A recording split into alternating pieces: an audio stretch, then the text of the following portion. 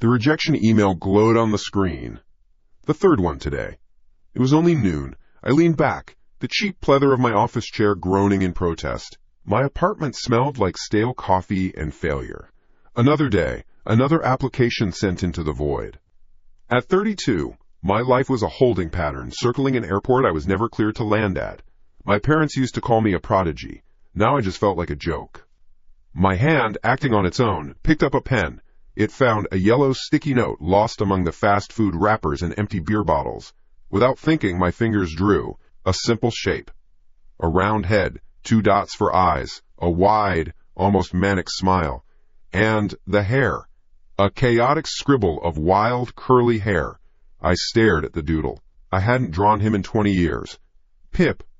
The name surfaced from the deep, murky waters of my childhood. A flush of something, not quite shame, not quite nostalgia, warmed my face. Stupid.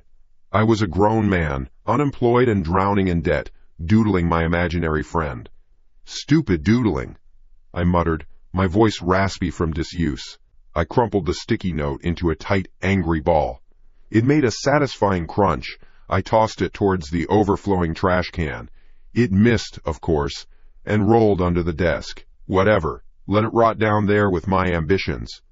My focus went back to the laptop screen, to the endless scroll of job listings that all wanted 5 years of experience for an entry-level salary. This was my life now.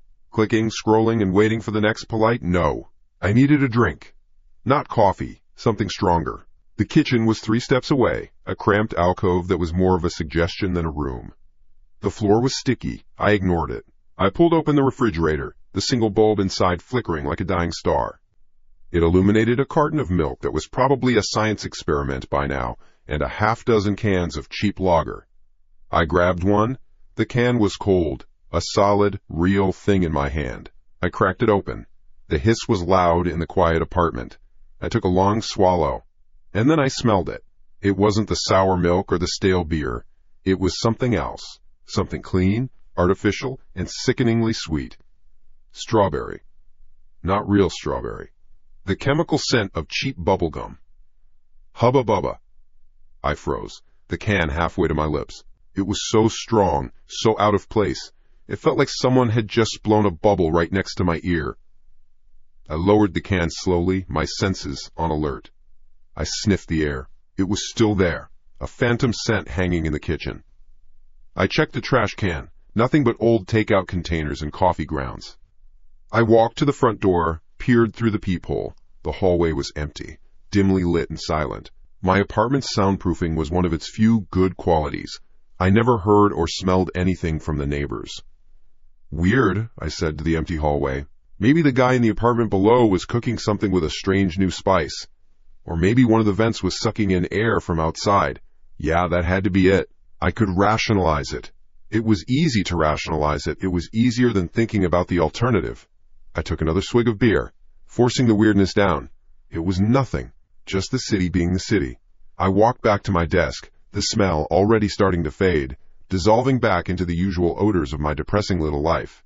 I told myself I'd already forgotten it. I sat down, the chair groaning again.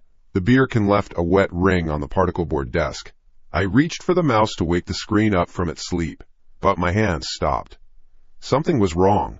The laptop screen wasn't black. It was a pale, sickly blue, the blue of a program I hadn't used since I was a kid. Microsoft Paint. My heart gave a hard, painful kick against my ribs. Dominating the screen was a drawing, a crude, childish drawing made with a shaky mouse hand.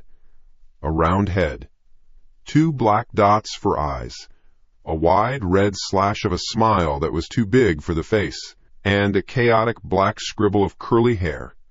It was him. It was Pip. He was waving, a 5-fingered blob of a hand raised in the air. Below the drawing, typed out in bright green Comic Sans, was a short sentence. Tom, wanna play with PIP? I couldn't breathe. My throat closed up. This wasn't possible. I stared at the screen, my mind a blank wall of white noise. A joke. It had to be a joke. Did I get a virus? Did someone hack my Wi-Fi? How? How could they know about Pip? No one knew about Pip. He was mine. a secret I had buried under decades of pretending to be normal. Then the mouse cursor moved. It wasn't my hand. My hands were gripping the edge of the desk, my knuckles white. The little white arrow twitched.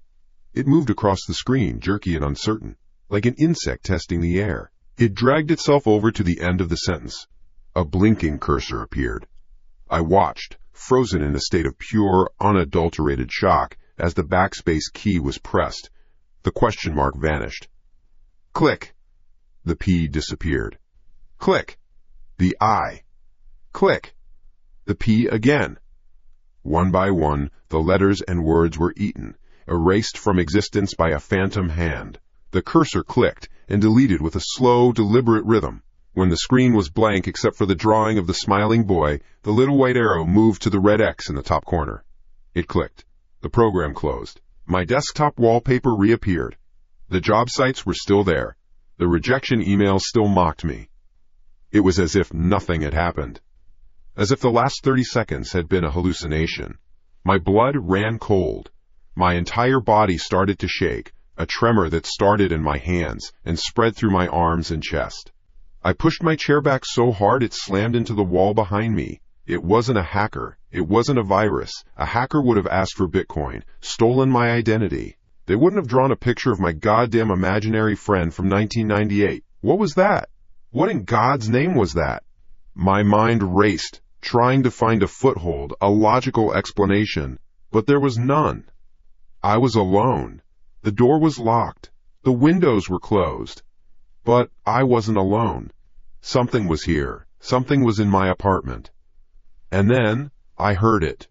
A sound so small I almost missed it. A giggle. It was a kid's giggle. High-pitched, airy, and full of mischief. The kind of sound a child makes when they're hiding and about to be found. And it was close. So close. It came from under the desk. I stopped breathing. Every muscle in my body tensed. I could hear my own heart. A frantic, hammering drumbeat in the sudden, absolute silence of the room. It was the only sound in the world besides the blood roaring in my ears. Under the desk, where the crumpled piece of paper had rolled, my eyes were locked on the dark space beneath the keyboard tray. The shadows there seemed darker, deeper than they should be. It couldn't be real. It was a sound from the vents. It was the TV next door. It was anything but what I knew it was. My mind screamed at me, "Run! Get out of the chair! Get to the door and run! Don't look! Never look!" But I couldn't. I was paralyzed. My body wouldn't obey.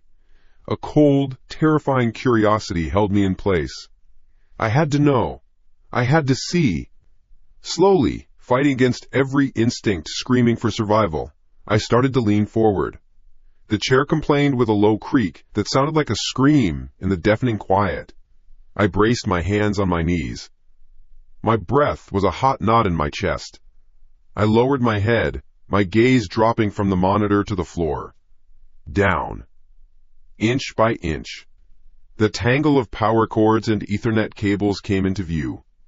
Dust bunnies, like tiny gray corpses. An old sock I thought I'd lost. My eyes scanned the darkness, searching, dreading what they might find. A pair of small shoes. The edge of a child's shirt. Two eyes staring back at me from the shadows. There was nothing. Absolutely nothing. Just the floor, the wall, and a spiderweb of wires. The space was empty. A wave of relief so powerful, it made me dizzy washed over me. I let out a breath I hadn't realized I was holding. It came out as a shaky, pathetic gasp. My mind. It was my mind. The stress. The unemployment. I was losing it. I finally, officially, cracked. I laughed. A short, sharp bark of a laugh that sounded more like a sob. I was going crazy. That was the only answer. I straightened up, my back aching. I ran a trembling hand over my face, the skin cold and clammy. I needed to get out, go for a walk, get some air, do anything besides sit in this suffocating little box. My eyes fell on my keyboard, and the world stopped. The crumpled ball of yellow paper was gone. In its place, resting dead center on the spacebar, was a small, perfectly flat square of paper. The yellow of the sticky note was pristine. The faint, ghostly lines of the creases were still visible, a testament to its previous state. And there, in the middle of it, drawn in black ink, was the doodle, the round head, the chaotic scribble of hair, and the wide, manic smile of Pip staring right up at me. I didn't sleep. Sleep wasn't possible. I spent the night in the groaning office chair, my back to the wall, my eyes locked on the desk, on the smooth, flat, yellow square of paper. The manic smile seemed to gleam in the dirty orange glow of the streetlights outside. Every creak of the building, every siren in the distance sent a jolt through my system. I was a wire, pulled tight, vibrating with a single high-pitched note of fear. Dawn came. Not with a gentle sunrise, but with a harsh, gray light that made my apartment look even more pathetic. The smell of stale beer and old takeout was thick in the air. Reality. This was reality. A 32-year-old man, unemployed, terrified of a doodle. I had to get a grip. My mind, frantic for an anchor, latched onto the one solid thing in my day, the interview. It was at 10. A mid-level data entry position at a firm that probably wouldn't exist in 5 years. It was a lifeline, a symbol of normal. If I could go to the interview, if I could sit in a sterile lobby and answer dumb questions, then last night wasn't real. It was a dream. A hallucination brought on by stress and cheap lager. That had to be it. I was just cracking up. My hand shot out, snatching the yellow sticky note off the keyboard. The paper felt slick. Too smooth. I didn't look at the drawing. I couldn't. I crushed it in my fist, the paper crackling in protest, and pushed myself out of the chair. My legs were stiff. I walked straight to the kitchen, peeled the lid off the trash can, and shoved the wadded paper deep inside, burying it under coffee grounds and an empty pizza box. Gone. "Get your shit together, Tom," I muttered. My voice sounded weak. The shower was first. Hot water. So hot it was almost painful. I stood under the spray for a long time, letting it beat down on my head and neck, trying to wash away the feeling of being watched. I scrubbed my skin raw. The steam filled the tiny bathroom, fogging the mirror. Good. I didn't want to see my own face. I got out, the cold air hitting my wet skin like a slap. I grabbed a towel that wasn't quite clean and dried myself off. Normal. This was normal. Get dressed. Go to the interview. I put on my pants. I pulled my one good white shirt from its hanger. It was a little wrinkled, but it would have to do. I pushed my arms through the sleeves, my mind already rehearsing answers. My biggest weakness? I'm a perfectionist. I care too much. The corporate bullshit felt comforting. It was a language I understood. As I started to button the shirt, I felt it. A thin, sharp sting across my left shoulder blade. I froze. I probably just snagged it on a splinter in the closet, or a rough seam. I tried to ignore it.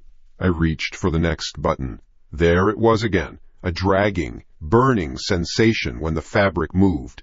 "God damn it!" I hissed. My fingers fumbled with the buttons I'd just done. I shrugged the shirt off, letting it fall to the floor. I turned my back to the mirror, twisting my neck to try and see. The steam was starting to clear, a circle widening in the center of the glass. My breath caught in my throat. It wasn't one snag, it was three. 3 long, red lines running parallel down my shoulder blade. They weren't deep, more like angry welts. They were perfectly spaced, as if drawn with a ruler. The skin around them was red and irritated. New. They were new. My mind raced for an explanation. I must have scratched myself in my sleep. Yeah, my fingernails. A bad dream. I'd been stressed. It made sense. It had to make sense. But I keep my nails short, bitten down to the quick, and I never, ever had dreams I could remember. I reached back, my fingers tracing the lines. They were raised. Real. The sting was real. My heart started that low, heavy thumping again. The thumping from last night. No! Stop! It was a scratch. I had an interview. I rummaged through the medicine cabinet, my hands shaking a little. I found an old tube of Neosporin behind a rusty razor. I squeezed a blob onto my fingers and blindly rubbed it onto my back. The sting intensified for a second, then faded to a dull ache. I put the shirt back on, more carefully this time. I buttoned it all the way to the top. I just needed to get out of this apartment. My keys, my tie, my wallet. My tie was on the dresser. My wallet was in yesterday's jeans. My keys, I always put them in the little ceramic bowl by the door. I walked out of the bedroom, my socked feet silent on the worn floorboards. I looked in the bowl, empty. Shit. I ran a hand through my still damp hair. Okay, brain fart. I was tired. I must have left them in my jacket pocket. I checked the coat closet, nothing. I went back to the bedroom, patting down the jeans again. Not there. I started opening drawers, a frantic edge creeping into my movements. Dresser drawers. Desk drawers. Nothing but junk. Where the hell were my keys? A sharp BZZT from the kitchen counter made me jump. My phone. It was lying face down next to the sink. It buzzed again. A notification. I walked over and picked it up. My thumbprint unlocked the screen. A banner was across the top. Notes. New note. I didn't use the Notes app. A cold trickle of dread went down my spine. I stared at the banner, not wanting to touch it. But I had to. My thumb, feeling heavy and disconnected from my body, tapped the screen. The app opened. There was only one note. The title was in a bold, simple font. New game. And below it, a short, numbered list. 1. Find car keys. 2. Hurt Tom. 3? 3? I read it twice, 3 times. The words didn't make sense, and yet they made perfect, terrifying sense. Hurt Tom. My shoulder blade flared with a sudden, phantom pain. My stomach dropped. The air in the room felt thick and hard to breathe. The phone slipped from my sweaty hand, clattering onto the cheap linoleum floor. I didn't pick it up. The game had already started. Item 2 was already checked off. A sound escaped my throat, a raw, ragged puff of air. The interview, the job, the idea of a normal day, it all evaporated. It was a joke, a pathetic fantasy. This was my reality now. This game. WHO. Are you? I screamed. The words tore out of me, loud and broken in the quiet apartment. My voice cracked. What the hell do you want from me? Silence. My own shout echoed back at me from the bare walls. I stood there, panting, my fists clenched so tight my knuckles were white. For a second, there was nothing. Just the frantic hammering of my own heart. I thought, maybe I finally went completely insane. Maybe I was yelling at nothing. Then came the answer. It wasn't a voice from one place. It was a whisper that came from everywhere at once. From the buzzing refrigerator. From the rattling heat vent. From the space under the door. It was a small voice. A child's voice. A voice I knew better than my own. It was inside my head. Pip just wants to play. The whisper was airy, light, full of a terrible, ancient mischief. It wasn't angry. It was worse. It was patient. Why don't you remember, Tom? The words wrapped around me, cold and tight. I couldn't breathe. I couldn't think. That question, it wasn't an accusation. It was a lament. As if I was the one who had done something wrong.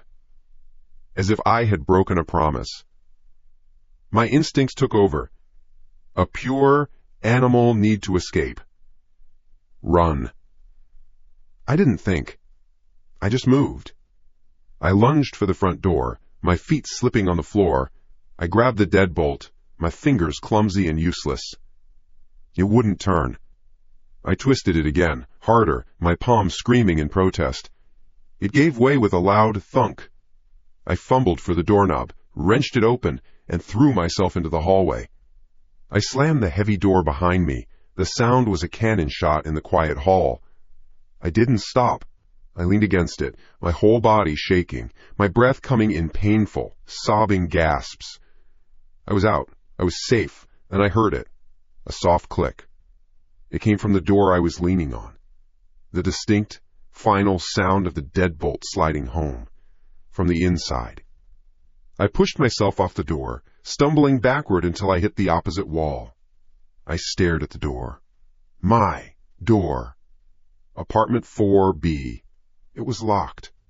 Someone had locked it from the inside. My eyes fell to the doorknob. And the world dissolved into white noise. Hanging from the knob, dangling from a small rusty ball chain, was a little plastic toy.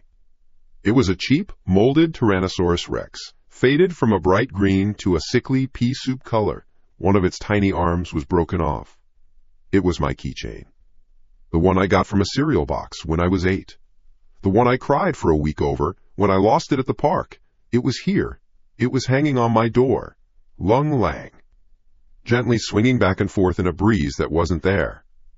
I didn't have my keys, but the street was cold on my bare socks. I didn't care. I ran. Down the 3 flights of stairs, my feet slapping against the gritty concrete. My shoulder throbbed with each jarring step, a hot, angry reminder. A game. It was a game. Hurt Tom. I hit the main door and shoved it open, stumbling out into the weak morning light. The city was waking up. A bus hissed past, its brakes squealing. People in suits walked with purpose, holding coffee cups, heads down. They didn't see me. A man in damp socks and a wrinkled shirt, breathing in ragged, panicked bursts. A ghost in their normal world. My head swiveled, scanning the street, the cars, the windows of the buildings across the way. Was someone watching? That was the whole point, wasn't it? The keychain hadn't just appeared, it was placed. A taunt, a trophy, my phone. I had dropped it. It was still up there. In the apartment, with him. My escape route had become his fortress. He had locked me out and locked himself in with all my things. My wallet. My life. No, I couldn't think like that. It wasn't a him. It wasn't real. It was a breakdown. Stress. Lack of sleep. I was losing my mind, that's all. I had to be. The alternative was impossible. I needed an anchor. Something solid. Someone who could look at me and tell me I wasn't crazy. Mark. My best friend. My only real friend. The guy who had known me since we were stealing candy from the corner store. The one who knew about Pip. We used to joke about him. Pip says you're a liar, I'd say in a high voice when we were kids. Mark would punch my arm. It was a joke, a stupid, childish memory. He had to help me. I looked around, frantic. A payphone. There wasn't a payphone in sight. Who had payphones anymore? My gaze landed on a woman scrolling on her phone, waiting for the crosswalk light to change. "Excuse me?" I said. My voice came out as a croak. She looked up, her eyes widening slightly at my state. Barefoot. Wild-eyed. Can I please borrow your phone? It's an emergency." She hesitated, her thumb hovering over her screen. She took a half step back. I must have looked like a maniac. "Please," I begged, trying to keep my voice even. "My apartment. I'm locked out. I just need to make one call. To my friend." Maybe it was the desperation in my voice. Maybe she just wanted me to go away. She held the phone out cautiously, keeping a firm grip on it. "One call." "Thank you. Thank you so much." My hands were shaking as I took it. I punched in Mark's number from memory. It rang once. Twice. My heart hammered against my ribs. "Pick up! Pick up! Pick up!" "Hello?" Mark's voice was groggy. I must have woken him up. "Mark? It's me. It's Tom." "Tom? What the hell? It's 7:30 in the morning." "I know. I'm sorry. I need your help. Something's happening." There was a pause. I could hear him shifting, the sound of bed sheets rustling. "Are you drunk again?" The question was a slap. No, I swear, I'm in trouble." "It's bad, Mark." I lowered my voice. "It's about Pip." Another pause. Longer this time. When he spoke again, his voice was different, sharper, more awake. Pip? Tom? We haven't talked about that stupid imaginary friend thing in 20 years. What is this? He's back, I blurted out. The words sounded insane even to my own ears. I know how it sounds. I know. But he's here. He locked me out of my apartment. He scratched me. He's playing some kind of game. Whoa, slow down. What do you mean he scratched you? Who scratched you? Pip did. My voice rose, cracking with a lunatic's pitch. I saw the woman who owned the phone flinch. I turned away, trying to shield the call. Look, can we just meet? Please, I need to talk to someone. I think I'm going crazy. I heard him sigh. A long, weary sound. Okay, man, calm down. Where are you? I'm on the street outside my building. Are you dressed? I looked down at myself. The wrinkled shirt, the cheap slacks, the bare, dirty feet. Mostly. Jesus, Tom. Okay, the coffee shop, the one on Miller. Half an hour. Get yourself a coffee and for God's sake, find your shoes. He hung up. I handed the phone back to the woman. Thank you, I mumbled, and turned away before she could say anything. I didn't have shoes. I didn't have money for coffee. I started walking toward Miller Avenue, my bare feet cold and numb against the hard pavement. Each step was a fresh humiliation. Every person who glanced at me made my skin crawl. They saw a bum. A lunatic. Maybe that's what I was. The coffee shop was an oasis of noise and warmth. The smell of roasted beans and burnt sugar was thick in the air. I found a small table in the far corner, away from the windows, and sat down, tucking my feet under the chair. I felt 100 eyes on me, even though no one was looking. I put my elbows on the table and hid my face in my hands. The minutes crawled by like insects.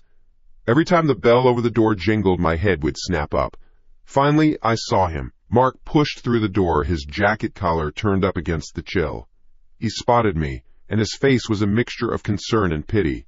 He walked over, holding 2 steaming cups. Here, he said, setting one in front of me. Black, 2 sugars. Your I'm screwed special. I wrapped my cold hands around the warm cardboard. Thanks, man. He sat down, not taking his coat off. He looked me up and down. You look like hell. I feel like hell. Okay, he said, leaning forward. Start from the beginning. And talk slow. What is this about, Pip? I took a deep breath. I told him everything. The sticky note. The twisted, smiley face. The manic energy. Waking up to the note being gone. The scratches on my back. The note on my phone. New. Game. 1. Find car keys. 2. Hurt Tom. 3. I told him about the locked door. I told him about the keychain. My voice was low and rushed. I kept my eyes on my coffee cup, too ashamed to look at him. He listened without interrupting. He just stared at me, his expression unreadable. When I finished, the silence was heavy. So, he said finally, his tone flat, you're telling me that your imaginary friend from when we were 8 years old has come back to life, scratched you, hacked your phone, and locked you out of your apartment with a keychain you lost a quarter century ago. Put like that, it sounded like the ravings of a madman. Yes, I said, my voice barely a whisper. I know how it sounds, but I'm not making it up. I'm not. I'm terrified, Mark. He leaned back in his chair, running a hand over his face. Tom, you lost your job 2 months ago. You've been drinking. You aren't sleeping. Don't you think it's possible you're just stressed? That your mind is playing tricks on you? The scratches aren't a trick, I snapped, a little too loud. A woman at the next table glanced over. The keychain wasn't a trick.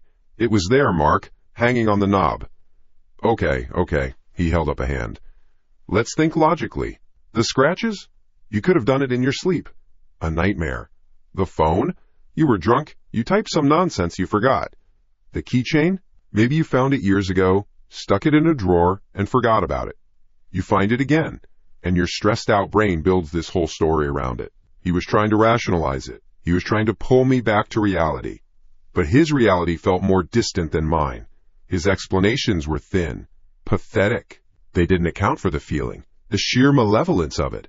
"It's not that," I insisted, my voice pleading. "It's him. He's real. He was always real. I forgot." Mark just shook his head slowly, a sad look in his eyes. He thought I was losing it. He was looking at me like I was a broken project he had to fix. That was worse than fear. It was pity. "Look," he started to say, his voice gentle, "maybe you should." Ting! The sound was sharp and clear in the cafe's hum. It came from his phone, which was lying face up on the table between us. The screen lit up. A banner notification. Mark glanced down at it, his brow furrowed in confusion. He looked from the phone to me, then back to the phone. He picked it up. His thumb moved across the screen. Then his face changed. The confusion vanished. The pity evaporated. It was replaced by something else, something cold and ugly. His eyes narrowed. The corners of his mouth tightened into a sneer of pure disgust. "What is this?" he said, his voice a low growl. "What?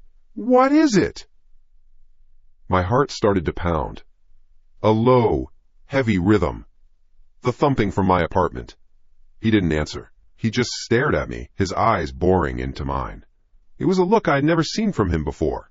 He looked at me like I was something he'd found stuck to the bottom of his shoe. "What the hell is wrong with you, Tom?" he whispered. The words were venomous. "I don't know what you're talking about." "Don't lie to me." He shoved the phone across the table. It slid on a wet spot and stopped right in front of my cup. I looked down. It was a text message. From me. My name, Thomas Weaver, was at the top of the screen. The bubble was blue, sent from my number just moments ago. It said, "Saw Sarah at the store yesterday." Damn, Sarah was his wife.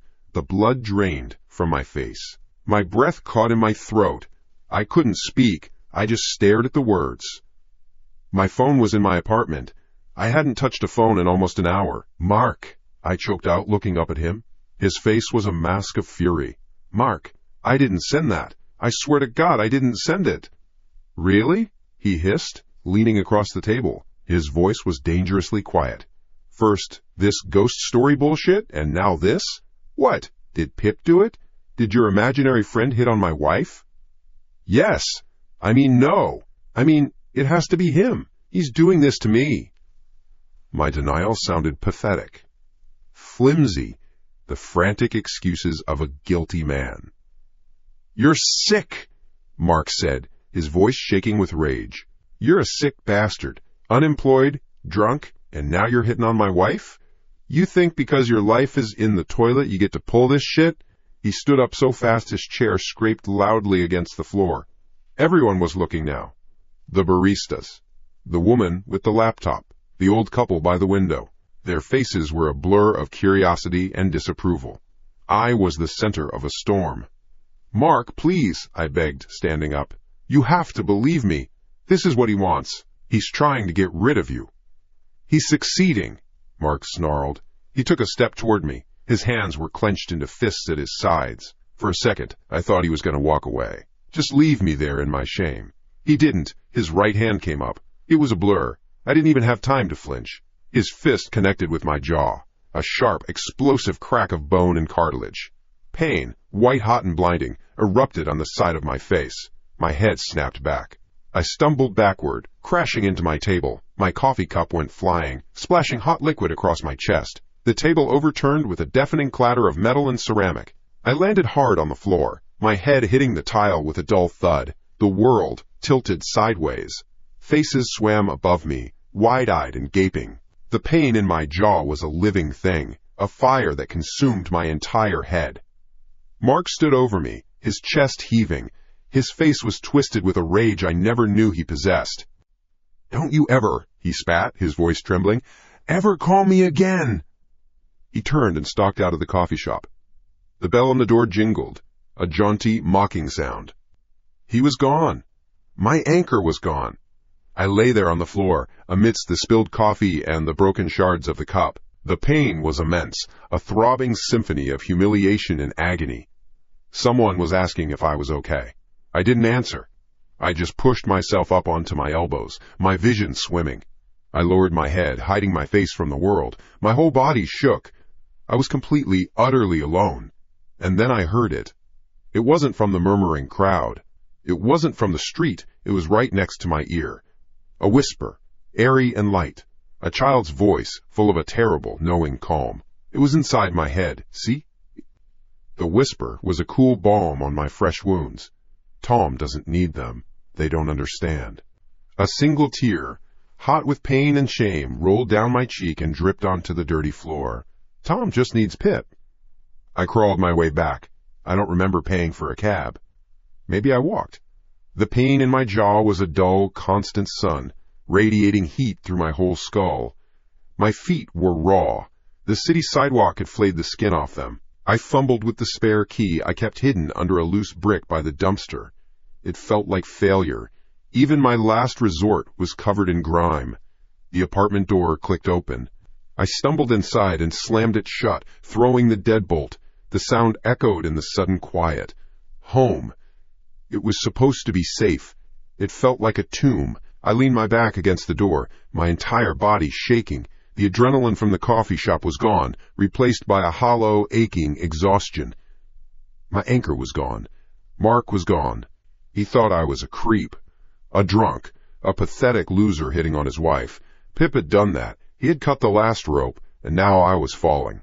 I slid down the door until I was sitting on the floor. I looked around my apartment. My life. A stack of unpaid bills on the small kitchen counter. A single dirty plate in the sink. The faint smell of stale beer. This was it. This was what I had to show for 32 years. A one-bedroom box filled with cheap furniture and regret. A failure. The word wasn't just a feeling anymore. It was a fact. My eyes landed on the TV. Its screen a black mirror. It showed me a ghost. A man with a swollen face, wild hair, and dead eyes. A stranger wearing my clothes. And then I thought of him. Henderson. My old boss.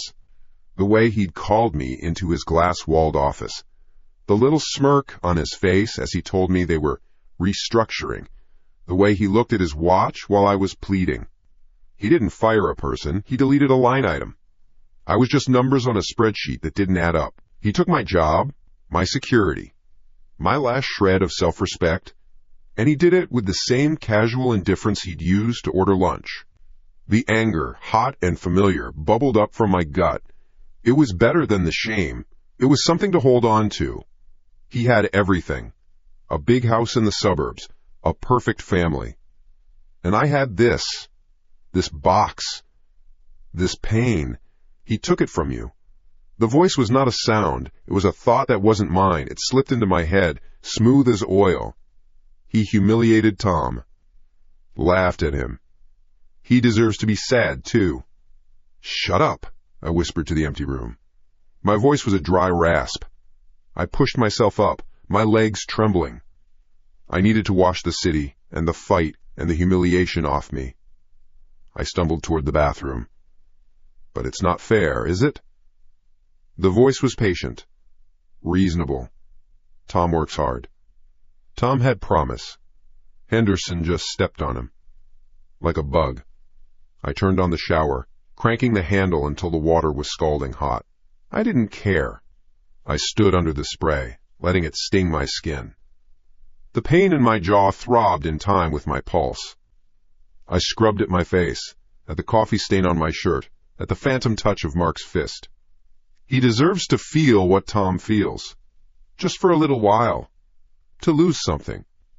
To be scared. No, I said louder this time, my voice lost in the hiss of the water and the drum of it on the tile. Go away. Pip can help, the voice cooed. It was the sound of a promise. Of power. Tom deserves to be happy again. Pip can make the sad things go away. I slammed my fist against the tiled wall. The shock of the impact shot up my arm. I'm not listening! I stayed in the shower until the hot water ran out. I got out, wrapped a towel around my waist, and stared at my reflection in the fogged-up mirror. The swelling on my jaw was worse now, a puffy, discolored mess. I looked broken. Then I heard it. Knock, knock, knock. 3 sharp, distinct raps on my apartment door. My blood went cold. Every muscle in my body locked up. I stopped breathing. The only sound was the drip, drip, drip from the shower head. Who would be knocking? Not Mark. Never Mark again. The police? No, it wasn't the police. This was a different kind of knock. It was too quiet, too deliberate. I crept out of the bathroom, my bare feet silent on the cheap laminate floor. My heart hammered against my ribs, a frantic bird trapped in a cage. I held my breath, listening. Silence. Had I imagined it? Was my mind finally snapping for good? Shat. I crept to the door. My hand shook as I reached for the peephole. I put my eye to the cool metal lens. The hallway was empty. The faded, patterned carpet stretched out under the flickering fluorescent light. The door to the apartment across the hall was closed. There was nobody there. A trick. It was a trick. He was trying to make me crazy. I felt a surge of defiant anger. I wasn't going to play. I wasn't going to be scared. I turned away from the door, and then I saw it. Pushed under the door, just a few inches into my apartment, was the corner of a small, square box. Cardboard brown. It hadn't been there a second ago. I was sure of it. I had been sitting right there. My breath hitched. He hadn't knocked and run. He had knocked from inside. The sound was a taunt. He knew I was home. He knew I was alone. I stared at the box. It was maybe 6 inches square. Just a plain brown box. No markings, no shipping labels. It was the most terrifying thing I had ever seen. My survival instinct screamed at me. Don't touch it. Get out. Leave the apartment. Run. But where would I go?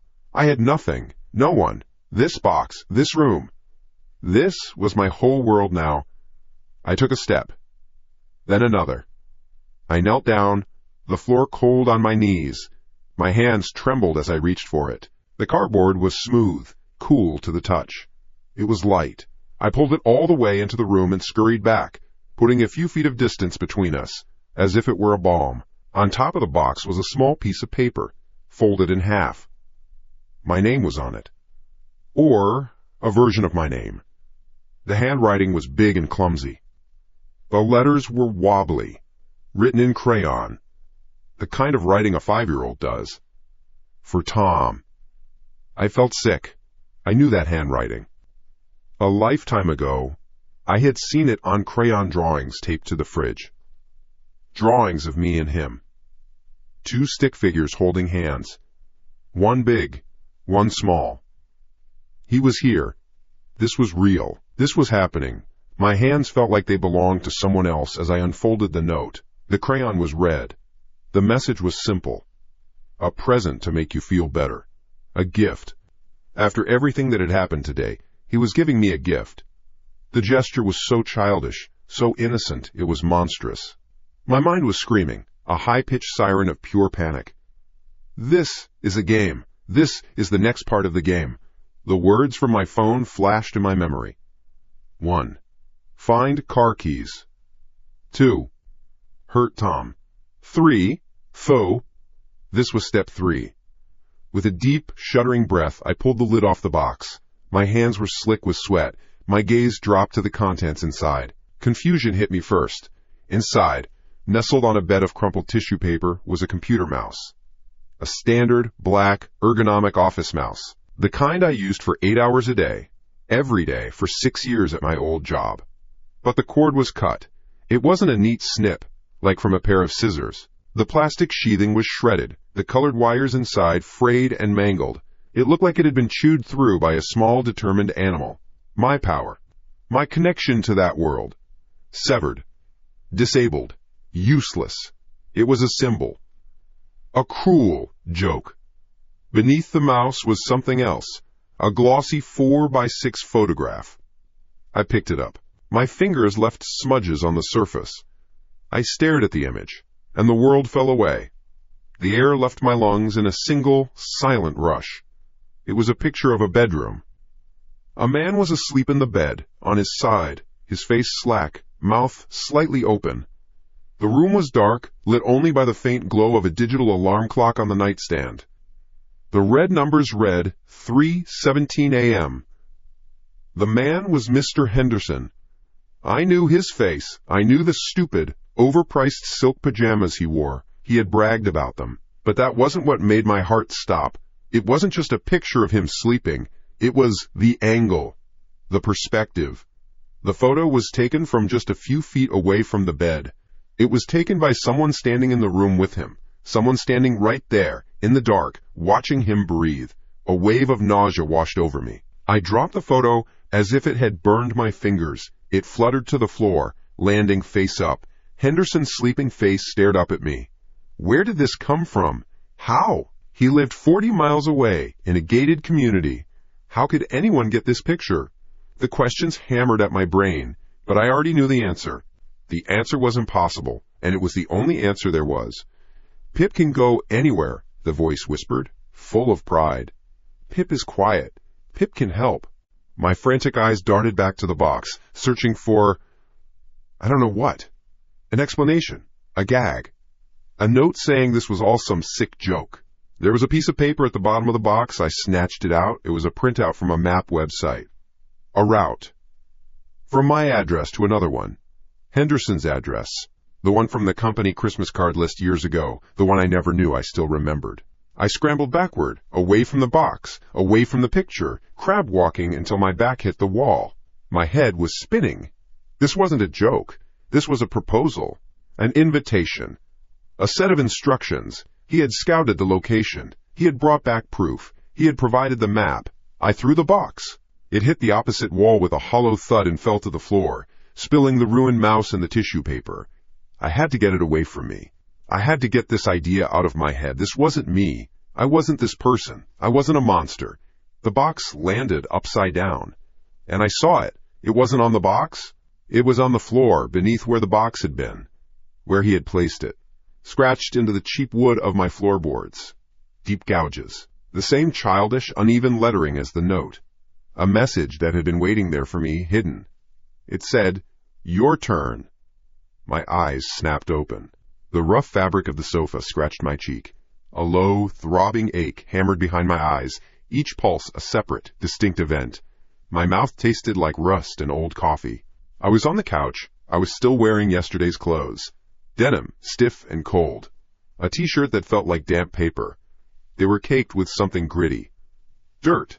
Dark, wet patches of it on my knees and down my shins. I pushed myself up, my head swimming. The room was dim, the gray light of a miserable morning filtering through the grimy windows. The last thing I remembered, the absolute last thing, was my back against the wall, my heart trying to beat its way out of my chest, staring at two words gouged into my floor. Your turn. Then nothing. A black hole. A section of my life ripped out. I stumbled to my feet, my muscles screaming in protest. My gaze fell on the floor where the box had been, where the message had been. The floor was bare. The cheap laminate reflected the weak morning light. No box, no photo, no scratches. It was clean. Like it never happened. Did I imagine it? Did I finally just break? My eyes darted to the clock on the cable box. 7:03 a.m. It had been around 10 last night. A 9-hour gap. Gone. A wave of dizziness washed over me. I gripped the back of the sofa to keep from falling. I didn't just fall asleep. You don't fall asleep from sheer terror and wake up with your clothes covered in mud. You don't scrub demonic messages off the floor in your sleep. My mind was a fog, but a thought broke through, sharp and cold. Prove it's real. Find a piece of it. I didn't want to. I wanted to believe I was just losing my mind. Losing my mind was better than the alternative. I fumbled for the TV remote, my hand shaking. The screen flickered to life. A morning news program. Two anchors with plastic smiles and dead eyes. The sound was a low murmur I couldn't process, until a picture appeared over the woman's shoulder. A picture of a large suburban house with immaculate landscaping. The upscale community of Northgate this morning, the newscaster said, her voice crisp and professional. Police are investigating a bizarre break-in at the home of prominent business executive Howard Henderson. My breath caught in my throat. The room went silent except for the sound of the TV and the blood pounding in my ears. Henderson's face filled the screen. A corporate headshot, the same smug look he'd had when he fired me. Authorities say nothing appears to have been stolen, the Mail anchor continued, but the Home Office was subject to extensive vandalism. Furniture was overturned, expensive electronics destroyed, and family photos defaced. Mr. Henderson and his family were reportedly asleep in the home at the time and were unharmed. The screen cut to shaky cell phone footage from a neighbor. Police cars, lights flashing silently, yellow tape bisecting the perfect lawn. He deserves to be sad too. The memory of the voice wasn't a memory. It felt like an echo in the room right now. To lose something. To be scared. My legs felt like they were made of lead. I turned off the television, plunging the room back into a heavy silence. I couldn't breathe. My chest was a vault, locked tight. This wasn't a coincidence. This was not random. This was a direct answer to the rage I had felt, to the poison Pip had whispered into my head. I had to know. I had to see. I bolted for the bathroom. I didn't turn on the light. The gray morning was enough. I leaned over the sink, gripping the cracked porcelain, and forced myself to look in the mirror. My face was pale, my eyes wide and bloodshot. The swelling on my jaw from Mark's punch was a blotchy purple and yellow stain. But that wasn't it. On my right cheek, just below my eye, was a thin, red line. A scratch. About an inch long. It wasn't deep, but it was fresh. The kind of scratch you get from a tree branch. From pushing through a bush in the dark. My eyes fell from my reflection. Down. Down to my feet. I was still wearing my shoes, the cheap sneakers I'd worn to the coffee shop. But they weren't just scuffed from city pavement anymore. They were caked in it. Clumps of dark, rich, wet soil clung to the soles and were smeared up the sides. This wasn't the dust and grime of the city, this was garden soil. The kind of soil that surrounded a $40,000 landscaping package in a gated community 40 miles away. The kind of soil I had stood on once, years ago, at a mandatory company barbecue, feeling out of place while Henderson showed off his prize-winning roses. A sound escaped my throat, a choked, strangled gasp. It wasn't a question anymore, it was a statement. The evidence was on my face, it was on my feet. I didn't just think about it. I didn't just want it. I did it, or he did it, using my body, a meat puppet for his sick games. No, I whispered, the word barely a puff of air. No, no, no, no. I started tearing at my pockets. Frantic, my fingers clumsy. My wallet was there, my phone was there. No keys. Of course not. The list. 1. Find car keys. I didn't have Henderson's keys. How? How did I get there? Did I walk? Take a bus? Did he make me steal a car? The not knowing was a physical sickness, a twisting in my gut. My frantic eyes scanned my apartment. A prison cell, where the bars were my own skin. The box was gone. The note was gone. The map. Where was the map? I ripped the cushions off the sofa. Nothing. I looked under the coffee table. My gaze landed on the wastebasket by the small desk. There it was, crumpled into a ball. The map printout. I snatched it up, my hands trembling so badly I almost tore it. I flattened it out on the table. The route from my shithole apartment to Henderson's palace. It was pristine. No mud. No creases, other than the ones I just made. It was just as it had been when I took it out of the box. He hadn't taken it with him. He didn't need to. He already knew the way. You did this! I screamed, whirling around to face the empty room. The sound was raw, ripped from my lungs. You were in my head! You made me do it! The only answer was the hum of the old refrigerator. This isn't helping me! I yelled, my voice cracking. This isn't making me happy! You're destroying me! But he was sad, wasn't he, Tom? The voice slid into my mind, calm and reasonable. It was the most horrifying sound I had ever heard. He was scared. Now he knows how it feels. Now it's fair. Fair? I choked out, stumbling backward until I hit the kitchen counter. It wasn't fair. It was insane. I was insane. Or I was being used. Piloted. The horror of it was absolute. My hands. My legs. My body. Moving through the night. A passenger in my own skull. While something else was at the controls. breaking things, terrifying people, leaving traces of its work on my skin. I needed to wash it off, all of it.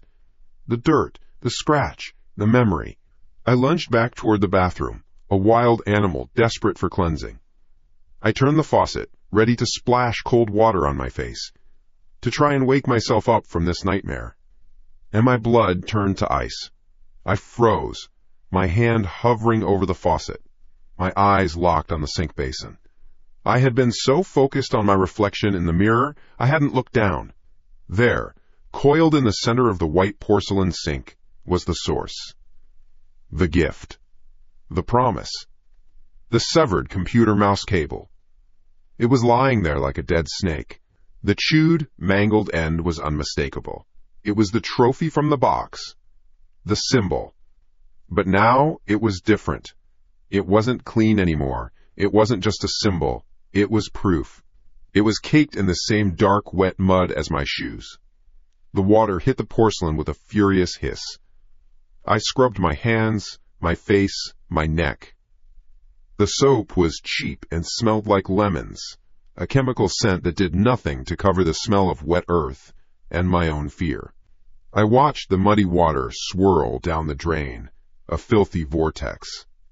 Gone. But it wasn't gone. You can't wash off a memory. You can't scrub away what your own body did while you weren't looking. I lurched out of the bathroom, my skin raw. The apartment was a cage. Every surface felt contaminated. The couch I'd slept on. The floor I'd walked on.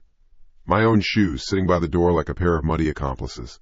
A scream was building in my chest, a hot, pressurized thing. I had to get it out. I had to do something. Anything. Something that was mine. An action that started and ended with me. My eyes fell on a dusty cardboard box shoved under my desk, an artifact from a different life. A life where my hands were used for creating, not this. I dragged it out. The tape was yellow and brittle. I ripped it open. The smell hit me first, linseed oil and old turpentine. A smell I hadn't realized I'd missed. Inside, nestled in old rags, were tubes of oil paint, hard and lumpy, a set of stiff brushes, a small, stretched canvas, still wrapped in plastic. Control. I needed to feel in control. I ripped the plastic off the canvas and set it up on the small, wobbly desk. I didn't have an easel. I didn't have anything. Just this. A blank white square. A world I could command. I squeezed a tube of black paint onto a cracked ceramic plate. The paint came out thick and slow, like coagulated blood. I grabbed a brush, the bristle stiff as a wire brush. I didn't know what I was going to paint. A tree. A bowl of fruit. Something quiet. Something sane. My hand moved. The brush scraped against the canvas. The first mark one made was a thin, red line. A scratch. Just below an eye I hadn't painted yet. I stared at it. That wasn't a tree. My hand moved again, dipping into the black. I wasn't guiding it anymore. I was just holding on. Broad, angry strokes filled the canvas. The shape of an overturned desk, a shattered computer monitor, the jagged, empty frames of family photos, their glass smashed. I was painting Henderson's office. I was painting the mess I'd made. The mess he had made. A sick feeling churned in my stomach, but my hand kept moving. Fast, confident. The frustration, the rage, the terror. It was all flowing out of me, through the brush, onto the canvas. It was ugly. It was violent. And a small, dark part of my brain, a part one didn't want to acknowledge, thought it was beautiful. It was honest.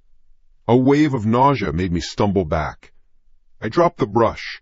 It clattered on the floor, leaving a black smear on the laminate. I stared at the canvas. It was a perfect portrait of a violation. My violation. My heart hammered against my ribs. I did that. My hands knew what that room looked like, because my hands had been there. My hands had done the smashing. I needed to stop, to burn the canvas, to throw the paints away. This wasn't control. This was a confession. That's good, Tom. The voice slid into my head. Not a whisper this time. It was conversational. It was right beside me, admiring my work. You have real talent. You always did. Get out of my head, I hissed, clamping my hands over my ears, but it was useless. The voice wasn't a sound. It was a thought that wasn't mine. Why stop? This is what you do. You show them. You make them see. You made Henderson see. Who else needs to see, Tom? Who else needs a little lesson? The image of Mark's face flashed in my mind. The sneer. The solid, meaty thud of his fist against my jaw. The way he looked at me like I was something he'd scraped off his shoe. Him, the voice purred, a ribbon of pure poison. The one who hit you. The one who made you feel small. He thinks he's so tough. He thinks he can't be touched. He deserves to be scared, doesn't he? He deserves to feel what you feel. Paint it, Tom. Paint him. No, I said, my voice shaking. I'm not doing it. But your hand is already doing it. I looked down. My hand, my own goddamn hand, was reaching for a piece of charcoal. My fingers closed around it. I tried to make them let go, but they wouldn't obey. They were no longer mine to command. The constriction was absolute. I was a puppet, and the strings were tied to the neurons in my own brain. My body was the enemy's territory. I was slammed back into the chair, my knuckles white around the charcoal stick. My arm moved, a machine being operated from a distance. The charcoal scratched and whispered across a fresh sheet of paper I didn't remember taking out. A face began to form, Mark's face. But not sneering. His eyes were wide. His mouth was a perfect O of terror. Yes, like that. He's driving home. It's late. My hand sketched the inside of a car, a steering wheel, the dark ribbon of a highway at night, seen through the windshield. He's tired. Maybe had a drink or two. He's not paying attention. The charcoal flew across the paper, frantic and impossibly precise. I could smell the stale air of the car, hear the low hum of the engine. My perspective shifted. I wasn't just drawing it. I was there. I was the thing in the darkness he wasn't paying attention to. And then, the lights. I grabbed a tube of yellow paint, then white. I squeezed them directly onto the paper, smearing them with my fingers. 2 blinding orbs of light, blooming in the center of the page, consuming everything. A high beam glare that meant it was already too late. Show me the moment, Tom. The beautiful moment. The moment it all comes apart. I was lost. A passenger in my own skulls, watching a horror movie projected onto the back of my own eyes. My hands were a blur of motion. Black paint for the mangled metal of a grill smashing through the windshield. Gray and silver for the spiderweb of cracks spreading across a universe of glass. My fingers dug into a tube of crimson red, squeezing it out like a ruptured artery. I smeared it across Mark's face. Across the shattered glass. The dashboard. I was panting, my breath coming in short, ragged bursts. The smell of oil paint and turpentine was thick, suffocating. I could hear the crunch of metal. I could hear the scream cut short. My head was filled with the symphony of the crash, orchestrated by the thing inside me, and my hands were the orchestra. It was a fever, a creative fire that was burning me alive from the inside out. Then, as suddenly as it began, it stopped. My hand dropped to my side. My whole body shuddered. A violent exorcism. The sounds in my head vanished. The smell of paint was just the smell of paint again. I was back in my chair, in my shitty little apartment. My fingers were slick and sticky with red. I forced myself to look down. The painting was finished. It was horrifying. A masterpiece of carnage. The depiction of a car crash so visceral, so immediate, you could almost feel the whiplash. Mark's face, wide-eyed and frozen a millisecond before impact, was a masterwork of pure terror. I felt a surge of bile rise in my throat. I created this monument to violence and death, this prayer for someone's destruction. My eyes, weeping with a disgust so profound it was physical, scanned the awful work. They drifted down to the bottom right-hand corner of the paper. There were 2 signatures there. One was mine, a frantic, barely legible scrawl. Thomas. The other was right next to it. I hadn't drawn it. I hadn't. But it was there. 4 crude, jagged lines of black paint, drawn with a fingertip. An imitation of a child's scrawl on a computer screen from 20 years ago. Pip. I stood there, a statue carved from nausea, The red paint on my fingers felt warm and slick, like real blood. It wasn't paint. I knew it wasn't. Not really. It was a symbol. A promise. My stomach churned, a sour knot of acid and dread. The painting wasn't a confession. It was a prophecy. My eyes kept snapping back to the corner of the paper. 2 names. Thomas. Pip. One written by a man losing his mind. The other drawn by the thing pushing him off the edge. My breath came in ragged bursts. I had to do something. Something real. Something that wasn't smearing paint or breaking things I didn't own. My mind, a frantic animal in a cage, scanned for an exit. There was no exit. Not from my own head. But maybe there was a diagnosis. A name for the madness.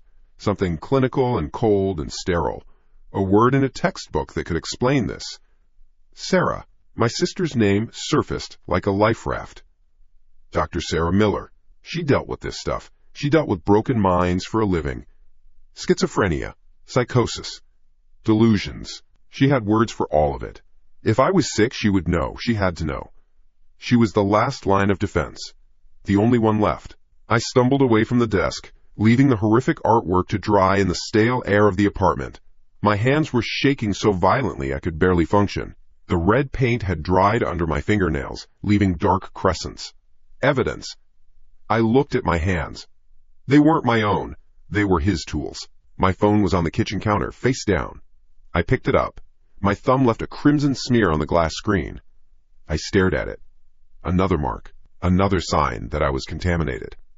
I wiped it off with my shirt, but it felt pointless. The filth was on the inside. I found her name in my contacts. My thumb hovered over the call button. A wave of ice-cold fear washed over me. What if she didn't believe me?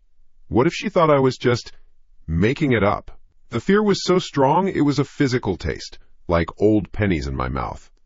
But the alternative was worse. The alternative was sitting here and waiting for my hands to pick up a brush again. Or something heavier. I pressed the button. The sound of the ringtone drilled into my ear. Each tone was a hammer blow against my skull. 1 ring. 2. My heart hammered in sync with it. Come on, Sarah. Pick up, please pick up. 3 rings. I was about to hang up, to surrender. This is Dr. Miller. Her voice. It wasn't my sister's voice. It was her work voice. Crisp. Professional. Distant. Not the voice I needed to hear. Sarah? It's me. It's Tom. Silence. A beat of it that stretched for an eternity. The silence wasn't empty. It was full of judgment. Tom, she finally said. Her voice was flat. Not a question. A statement. An acknowledgement of an unwanted call. I'm with a patient. Is this an emergency?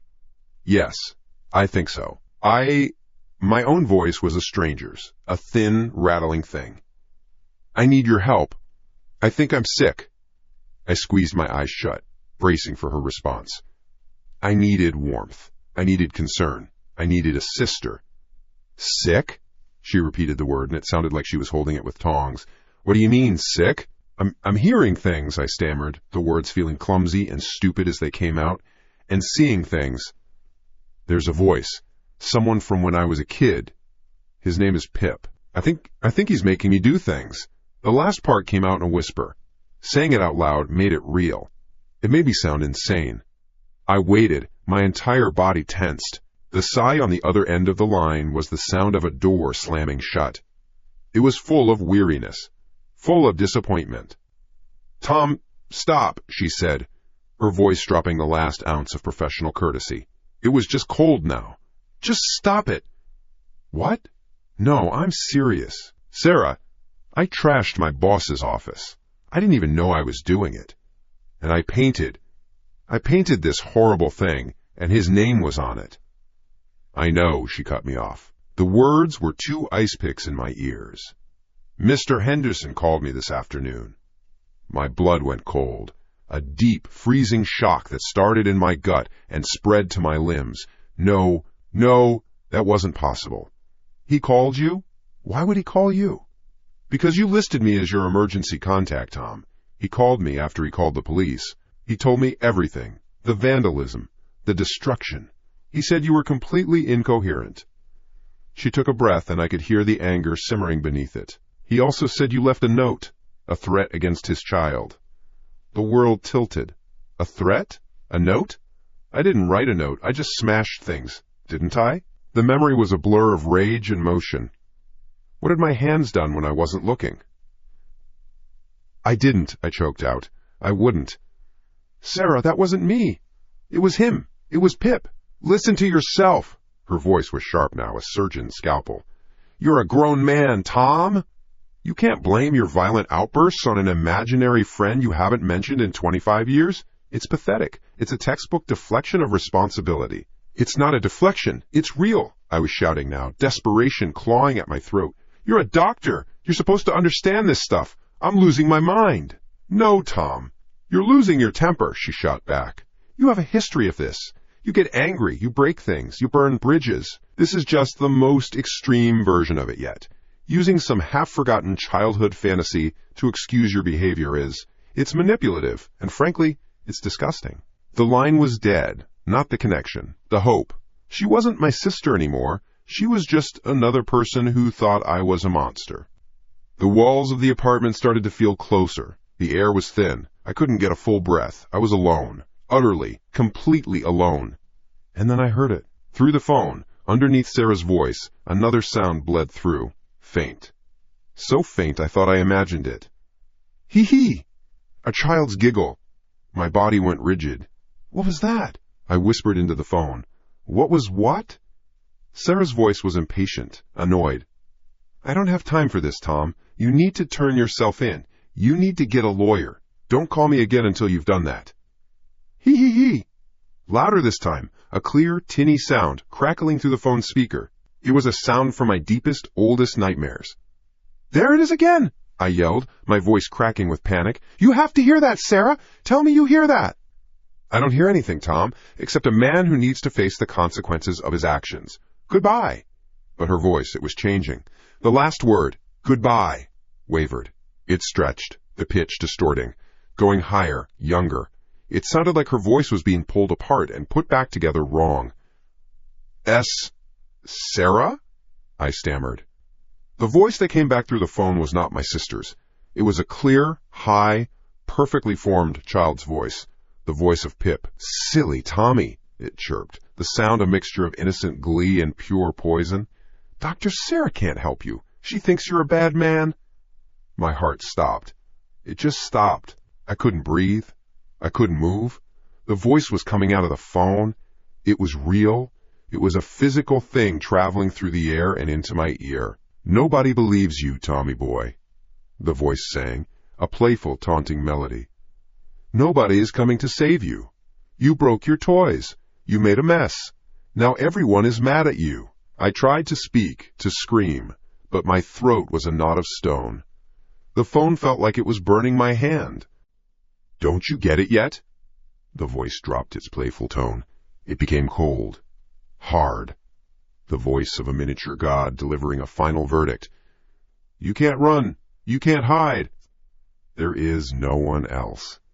There is only me. A guttural roar tore itself from my lungs, a sound of pure, primal negation. It wasn't a choice. It was a reflex. I ripped the phone away from my ear and, with every ounce of strength I had, I hurled it against the opposite wall. The impact was an explosion of plastic and glass. The phone shattered, the battery skittering across the floor, the case flying in one direction, the screen in another. Pieces of it rained down onto the cheap laminate flooring. Silence, a beautiful, welcome silence. I stood there, gasping, my body trembling, my chest heaved. I stared at the wreckage on the floor. It's over. I broke the connection. I smashed the voice. I leaned against the wall, sliding down to the floor, my head in my hands. I was shaking apart, and then a sound. A tiny, tinny noise from the wreckage. I lifted my head. My eyes locked onto the largest piece of the phone, the cracked, splintered main body. The small speaker, somehow, was still intact, and from it a sound was leaking out, a loop, a clear, childlike voice repeating a single phrase over and over again. "Only Pip loves you." The sound was quiet, distorted by the damage, but it was there, undeniable, a ghost in the machine. "Only Pip loves you." I scrambled backwards on the floor, crab walking away from the sound, my breath catching in my throat. I couldn't take my eyes off the broken thing on the floor. "Only Pip loves you." It was a recording, an impossible recording. It was proof. Not for them, for me. The final, damning proof that I was trapped. "Only Pip loves you." The voice followed me, a relentless, tinny whisper in the ruins of my last hope. The whisper was a hook in my brain. "Only Pip loves you." I was on the floor, my back pressed against the wall, legs splayed out in front of me like a broken doll's. The shards of my phone were scattered across the laminate. A tiny, tinny voice leaked from the biggest piece, a sliver of circuit board and cracked glass. A ghost in a tiny metal box. "Only Pip loves you." I couldn't breathe. Every gasp for air only seemed to suck the sound in deeper. It was a loop, a recording, an impossibility. It was proof. Not for Sarah, not for the cops, for me. The last nail in the coffin of my sanity. "Only Pip loves you." A roar built in my chest. A different kind this time. Not fear, it was rage. A raw, cornered animal fury. I scrambled forward, my hands shaking so hard I could barely make a fist. I grabbed a shoe from by the door, a heavy work boot, and raised it high above my head. I brought it down. Once. Twice. The crunch of plastic and metal was the most satisfying sound I had ever heard. I smashed it again and again, grunting with each impact, until the whisper stopped. Silence. A heavy, ringing silence. I stood there, panting, the boot still in my hand. My apartment was a wreck. Smeared paint, a smashed phone, a threat against a child I barely knew. Sarah was right. From the outside, I wasn't a victim. I was a monster. I was just a man losing his temper. Pathetic. Manipulative. Disgusting. Her words echoed, colder than Pip's. No, this wasn't a temper tantrum. This wasn't me deflecting blame. This was an infestation. Something had taken root inside my head when I was a kid, and now it was blooming. It had a name. Pip.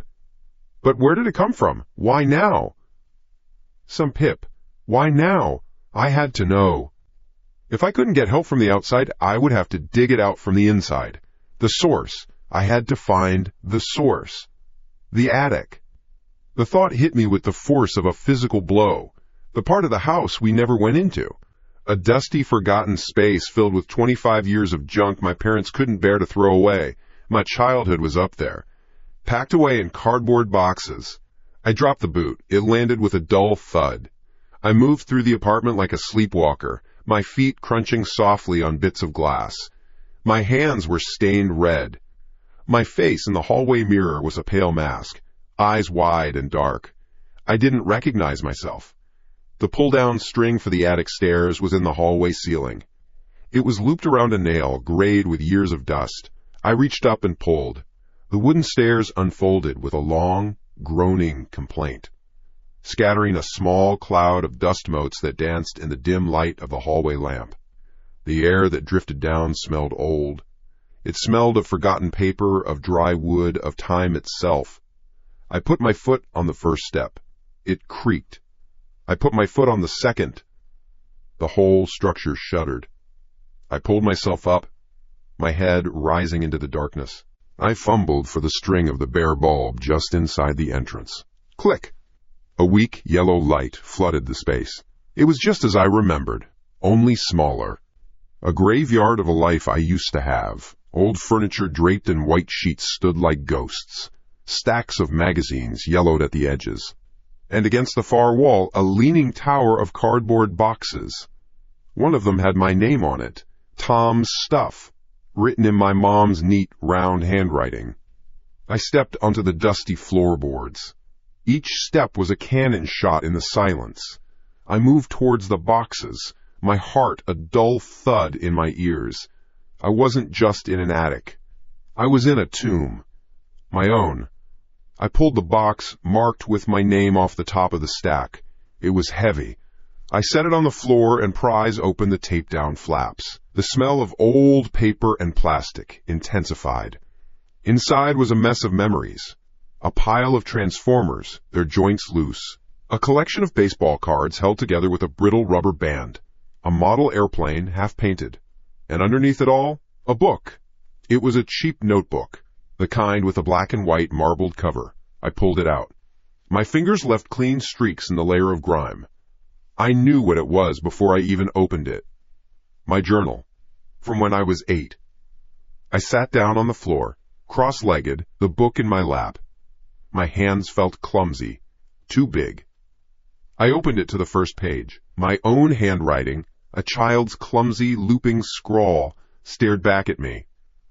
September 12th. I met a new friend today. His name is Pip. He has hair like my spaghetti. I smiled. A real, small smile. I remembered that. I remembered thinking his imagined curls looked like pasta. I turned the page. September 14th. Me and Pip wanted to climb the big oak tree in the backyard. Pip was scared. He said it was too high and we might fall. He is a scaredy cat sometimes. My smile faded. I stared at the words. Scared? The Pip I knew wasn't scared of anything. He was the one who pushed me, who dared me. He was the voice of pure, reckless confidence. I kept reading, flipping through the pages faster now. A frantic energy seized me. October 3rd. We went to Miller's Pond. I wanted to skip rocks. Pip didn't want to get too close to the water. He said it was too dark and he couldn't see the bottom. He stayed by the path. October 21st. I told Pip a ghost story about the old man who died in the house down the street. Pip got so scared he started to cry. I had to tell him it wasn't real. He made me promise not to tell scary stories anymore. I stopped. My blood ran cold. This wasn't right. None of this was right. This journal described a different person. A boy who was timid. A boy who was cautious. A boy who was gentle. It was the complete opposite of the malicious, arrogant voice that had taken over my life. The voice that had threatened a child. The voice that had laughed through my sister's phone. My mind raced, trying to connect two things that refused to fit. The memory and the proof. My past and my present. Both couldn't be true. I leaned my head back against the stack of old National Geographics, the journal heavy in my lap. I closed my eyes. The confusion was a physical weight. What happened to you? I whispered to the silent, dusty air. Why did you change? A voice spoke directly behind me. Because Tommy abandoned Pip. My eyes snapped open. Every muscle in my body went rigid. It was not a voice in my head. It was a voice in the room. A child's voice. Clear. Close. So close I could feel the vibrations of it in the floorboards. Pip had to get strong to protect himself. My breath caught in my throat. I did not turn around. I could not turn around. Fear was a steel clamp on the back of my neck. I could feel the presence. A small, cold spot in the air right over my shoulder. It was here. It was real. It had followed me up into the past. My heart hammered against my ribs, a frantic, trapped bird. My mind was screaming one word, over and over. Run! Run! Run! But my legs wouldn't move. I was paralyzed. Slowly, fighting every instinct, I forced my neck to move. I turned my head. First an inch, then another. My eyes scanned the empty space behind me. Nothing. Just an old rocking horse covered in a dusty sheet. A stack of boxes. The bare wooden wall of the attic. There was no one there. Absolutely no one. A wave of dizzying relief washed over me, so strong it almost made me sick. I was hearing things. Just like Sarah said. My mind was playing tricks on me. A hallucination brought on by stress and fear. I laughed. A short, sharp, hysterical sound. I was losing my mind. That was all. Then I heard a noise. A small sound. A scratching. My eyes darted down to the journal in my lap. It had fallen open. To a blank page. The sound was coming from there. A fat graphite pencil, one I hadn't noticed before, had rolled out from between the pages. It was resting on the blank white sheet. As I watched, the pencil lifted. It hovered in the air for a second, held by nothing. Then the point tipped down and touched the paper. It began to write. I stared, unable to scream, unable to move. An invisible hand, small and sure, guided the pencil across the page. The scratching sound filled the attic, louder than my own heartbeat. It formed letters, sharp, angry. Hateful letters that were nothing like the round, childish script on the other pages. New PIP. The pencil paused for a moment, then began again, pressing down so hard I was afraid the tip would snap. Better Pip! A guttural sound tore from my throat. It was the sound of a mind breaking. I lunged forward, snatching the journal, my fingers closing around the pencil. There was nothing there, just cold, empty air. The pencil clattered to the floorboards. I held the journal in my shaking hands, my eyes locked on the two new phrases. They looked like a fresh wound on the old paper. It wasn't me, it wasn't my hallucination, it was real. It had written a message. My gaze dropped. Below the ugly, sharp words, there was something else, a small drawing. A sketch, done in the same angry, dark pencil strokes. My breath hitched. I knew that drawing. It was a stick figure with a wild scribble of curly hair. It was Pip. But he wasn't alone. He was drawn twice. The new, bigger Pip was standing over a second, smaller figure of himself. A weaker, trembling version, with X's for eyes. And the new Pip's hands were wrapped around the old Pip's throat. Squeezing! My throat was sealed shut. The drawing stared up at me from the page. A little stick figure strangling a smaller version of itself. X's for eyes. A thin, brutal line for a mouth. The rage in those pencil strokes was a physical thing. It felt hot, even now, 25 years later. It was my rage. I knew it. But the memory was missing. A black hole in my mind. My gaze drifted from the journal. The attic was still. The single bulb cast long, warped shadows from the stacks of junk. Ghosts of furniture slept under white sheets. The air was thick with the smell of decay. Not rot. The decay of time. Of forgotten things. I closed my eyes. Just for a second. The image of the drawing was burned onto the inside of my eyelids. New Pip. Better Pip. The drawing was a key. It turned in a rusty lock deep inside my head. A wall crumbled, and a memory, buried alive for 2 decades, clawed its way out. It didn't come back in a haze. It slammed into me, the smell of cut grass and dust, the metallic tang of the chain-link fence against my tongue. The oppressive heat of a summer afternoon baking the rubber of the playground swings. I was 8 years old again. I was on my knees in the wood chips. They dug into my skin. My right knee was bleeding, a slow, ruby-red drop making its way down my shin. Mark and his 2 goons stood over me. They were bigger, older. Their shadows swallowed me whole. Mark had my new action figure, the one I'd saved up for all month. He held it by one leg, dangling it over a puddle of muddy water. "What's the matter, Tommy boy?" Mark sneered. "Gonna cry?" I was already crying. Silent, hot tears I tried to hide by looking at the ground. A small voice, a whisper only I could hear, spoke beside my ear. It was soft, like dandelion fluff. "It's okay, Tommy. It's just a toy. We can go home." It was Pip, the real Pip, the first Pip, the one from the journal, the scaredy cat. "Please," I whispered, my voice thick. Just give it back. Mark laughed. It was a cruel sound. He looked at his friends. They laughed too. Please, he mimicked in a high, whiny voice. Then his face went hard.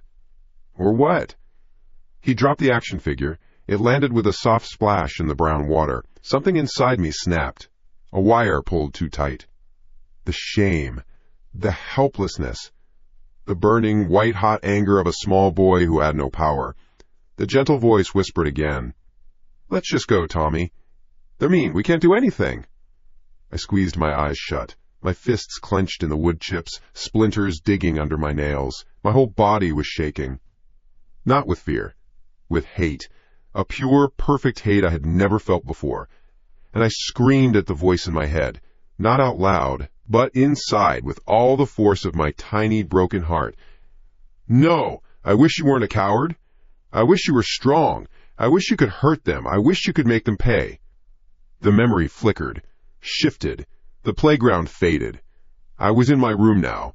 The sun was going down, casting long orange stripes across my blue wallpaper.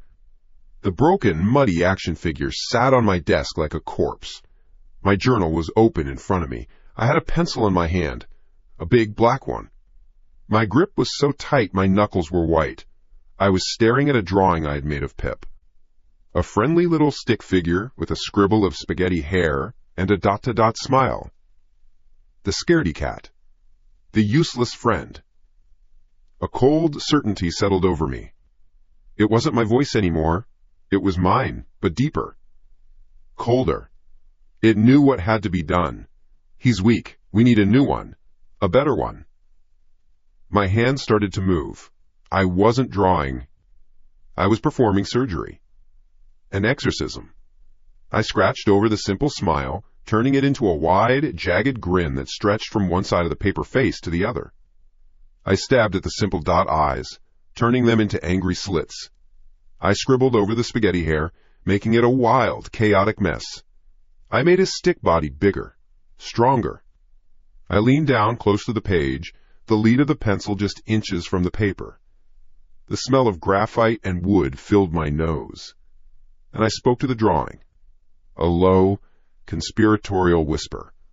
This is you now, I said. You're not scared anymore. You're strong. You hurt people who are mean. You make them pay.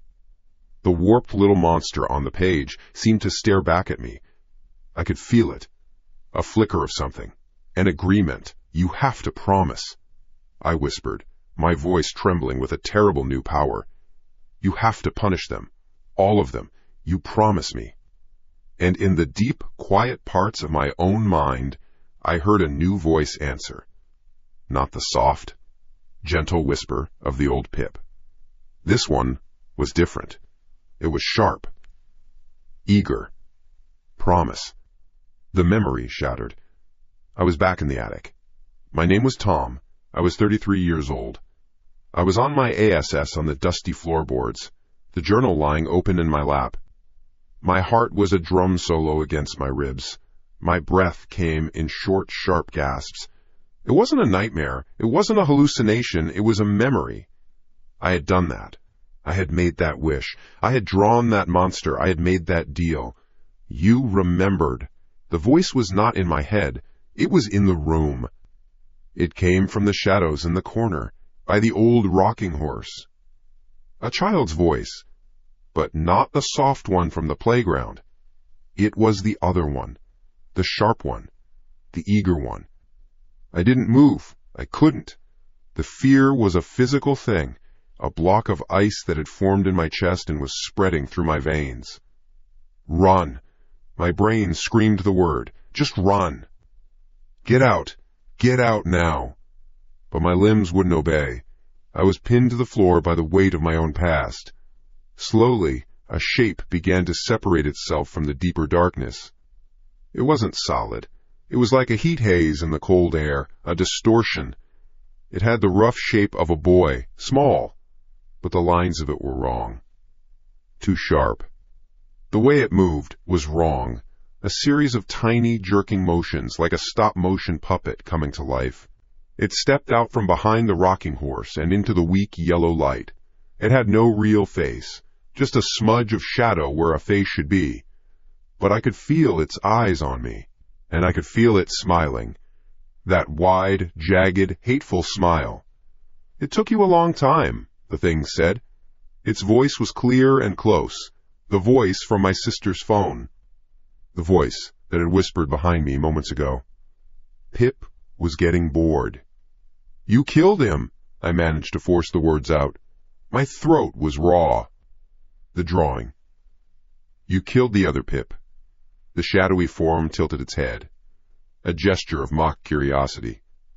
"You killed him," it corrected. "You made him weak. You hated him. You wanted him gone. Pip just helped.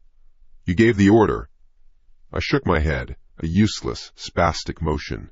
No, I was a kid. I was angry. I didn't know. "You knew," the thing hissed, and for the first time, a real, venomous anger bled into its tone. It took another jerky step closer. The air around it turned frigid. "You knew exactly what you wanted. You wanted someone to hurt the people who hurt you. You wanted a monster. So you made one. You made me." It was standing right in front of me now. I could smell it. The scent of ozone and old dry paper. The smell of a promise left to curdle in the dark for 25 years. "This isn't real," I choked out. "You're in my head." Its smile, somehow visible in the shifting shadows of its face, grew wider. "We were in your head. Now we're out. We had a deal, Tommy." It used my childhood name, the name my mother used, the name the bullies had twisted into a weapon. "A deal," it repeated, its voice dropping to a low, reasonable tone that was more terrifying than any scream. "I punished the bad people. You let me." We started with Mark. Remember what happened to his dog? Such a shame. Then that teacher who embarrassed you? All those little accidents. We were a good team. My blood ran cold. Vague, half-forgotten memories surfaced. Mark's family moving away a month later after their dog was found by the highway. A teacher slipping on a wet floor that was perfectly dry, breaking her hip. Small, cruel tragedies I had chalked up to childhood karma. "And now," the creature continued, gesturing around the attic with a shadowy hand, "there are new bad people. The boss who fired you, the landlord who wants to evict you, Sarah who thinks you're crazy, who wants to take you away from Pip." "No," I whispered, "get away from me." "But Tommy," it said, its voice full of a terrible, false sincerity, "we're just getting started. We're just finishing the contract. Your contract." It raised a shadowy arm and pointed a long, thin finger at my chest. "You are Pip's," it said. "You made the promise." My eyes followed its finger. I looked down at my own chest, at the thin fabric of my t-shirt. There was nothing there. "Look closer," it urged. I fumbled with the hem of my shirt, my fingers numb and clumsy. I pulled it up. And I saw it. It wasn't a tattoo. It wasn't a brand. It was a lack of color. A faint, gray outline on my own skin, as if drawn with a ghost pencil. It was faint, but it was undeniable. The jagged, angry lines, the wild scribble of hair, the slit eyes and the wide, hateful smile. The drawing from the journal was on my skin, over my heart. It was cold, a spot of permanent, deep space cold, a scar. I stared at the mark. The proof, the brand of ownership. A guttural sound tore from my lungs, a sound of pure, hopeless terror. I wasn't a victim. I hadn't been haunted. I was the creator, and my creation had just come back to collect. The brand on my skin was a patch of ice, a dead spot. The terror that had been a rising flood was now a solid wall, crushing me from all sides. I was the architect of my own haunting.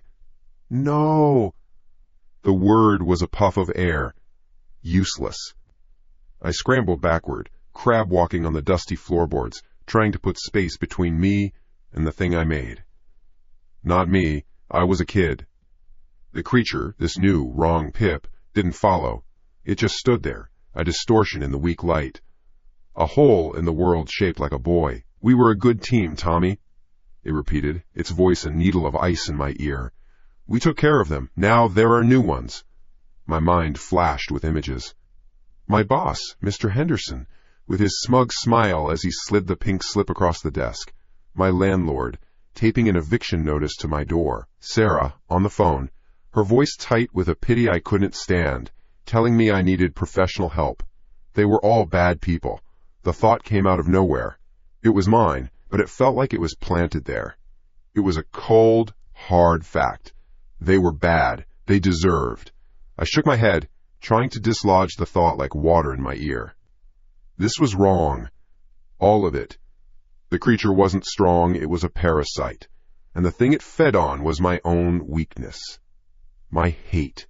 I had to starve it. I shut my eyes. The attic, the monster, the cold mark on my chest. I pushed it all away. I needed to find the other one, the first one. The memory of the playground, the whisper of dandelion fluff. The friend who told me to run, not to fight. The good one. Pip? I thought, a desperate, silent shout into the abyss of my own skull. The real Pip? Where are you? Pip, please. The air in the attic shifted. The smell of ozone and old paper thinned for a second. The crushing pressure lessened. And I heard it. It wasn't a voice. It was less than that. The memory of a sound. A whisper as faint as a dying breath, coming from a million miles away, from a place deep inside my own head that had been locked off for years. Run, Tommy. It's not me. The sound was a single fragile thread of hope in an ocean of darkness. Then a laugh cut through it. It wasn't a human laugh. It was sharp and cruel, like glass breaking inside a metal box. The new Pip. The echo of the whisper vanished, annihilated. The pressure slammed back down, twice as hard. He wants to call for him? The creature's voice was no longer a whisper. It was loud now, filling the small space. It vibrated in my teeth. An impossible, furious sound coming from a thing with no mouth. You want the coward? The weakling? Pip will show you where he is. The single light bulb in the ceiling fizzed. It flared once, a brilliant, angry white, and then it popped. Darkness hit me like a physical blow, absolute. Black. I couldn't see anything. Not the stacks of furniture. Not the rocking horse. Not my own hands in front of my face.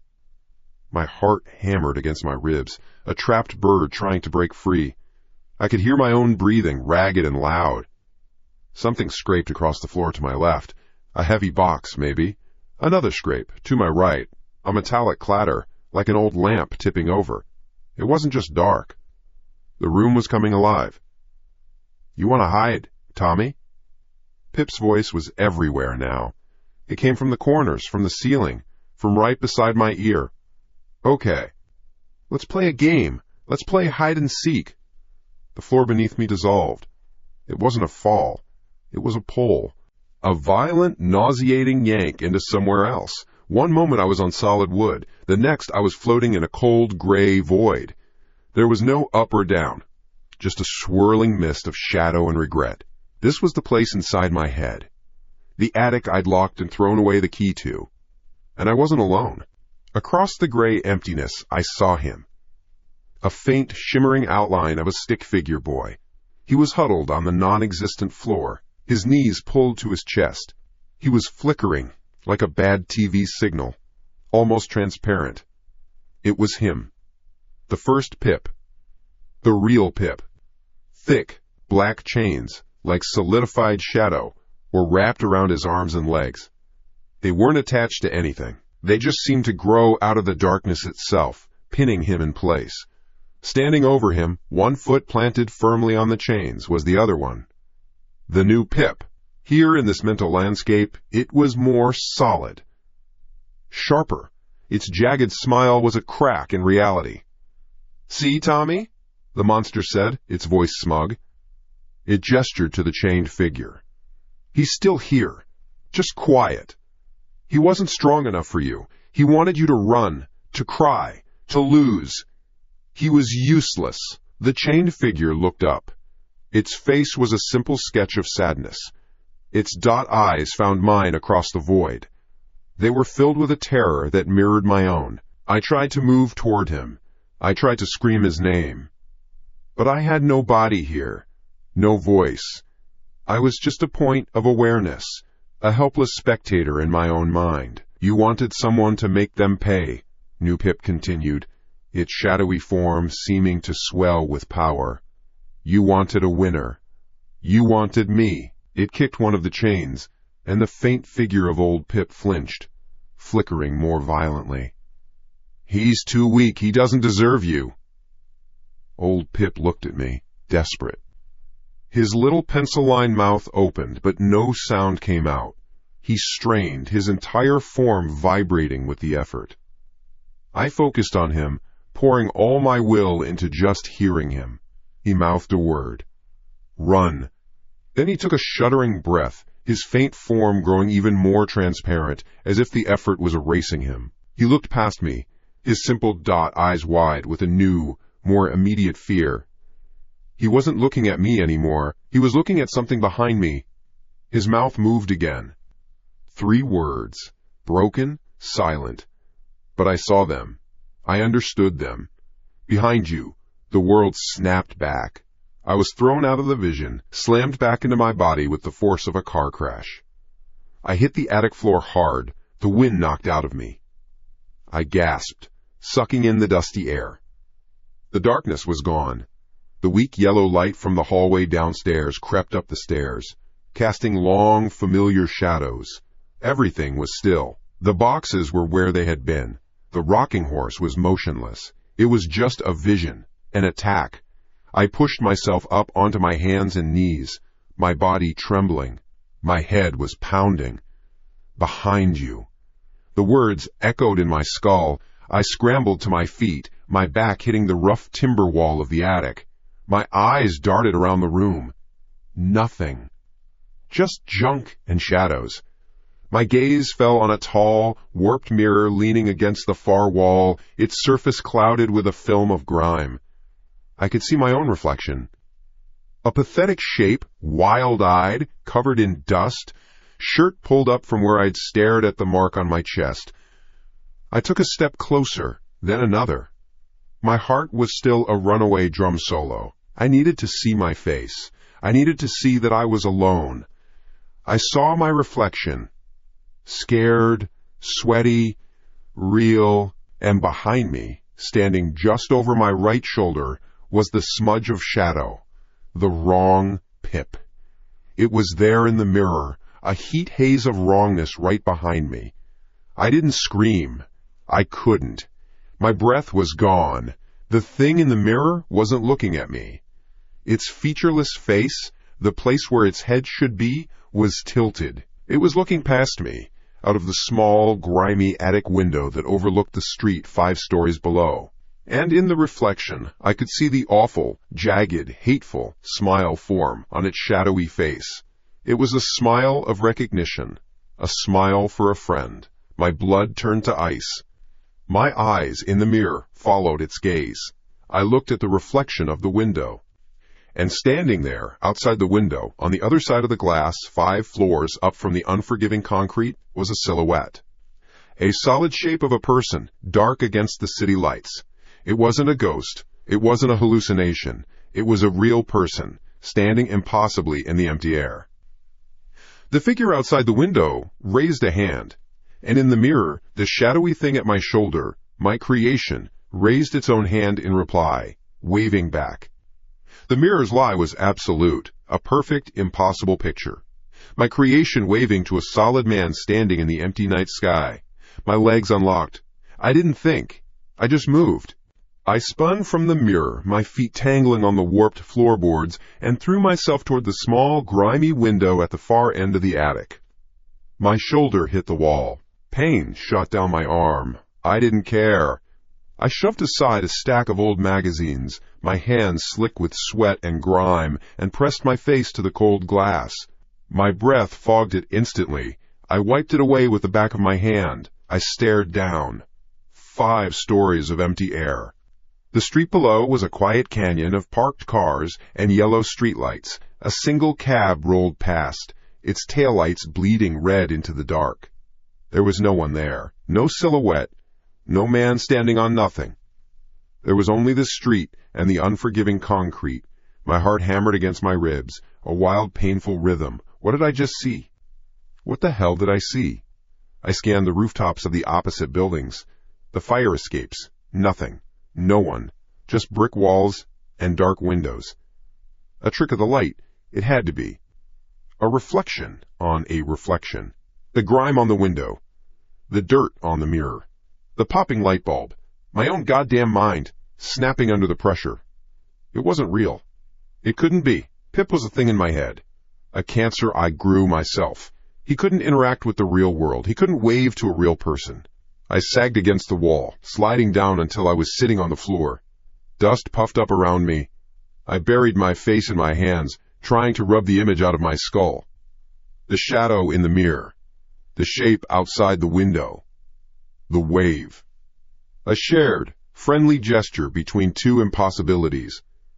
My breath came in ragged bursts. I had to get a grip. This was what it wanted. To make me question everything. To break me down until I couldn't tell what was real and what was a memory. The shadow knew Pip was a part of me. A thought. A hallucination. It couldn't bring someone from the outside. That was the line. That was the one rule that kept me from going completely insane. The sound cut through the attic's close, dusty air like a knife. B B B R R R Z Z Z Z Z Z T T T T T T T T. I flinched so hard my head hit the wall behind me. The doorbell. It was loud, aggressive. It wasn't a polite tap. It was a long, hard press. My blood went cold. No one came to my apartment. Ever. Not since Sarah left. Not since I lost my job. And definitely not in the middle of the night. My body went rigid. I held my breath, listening. The entire building was silent. The only sound was the frantic drumming in my own ears. Who was it?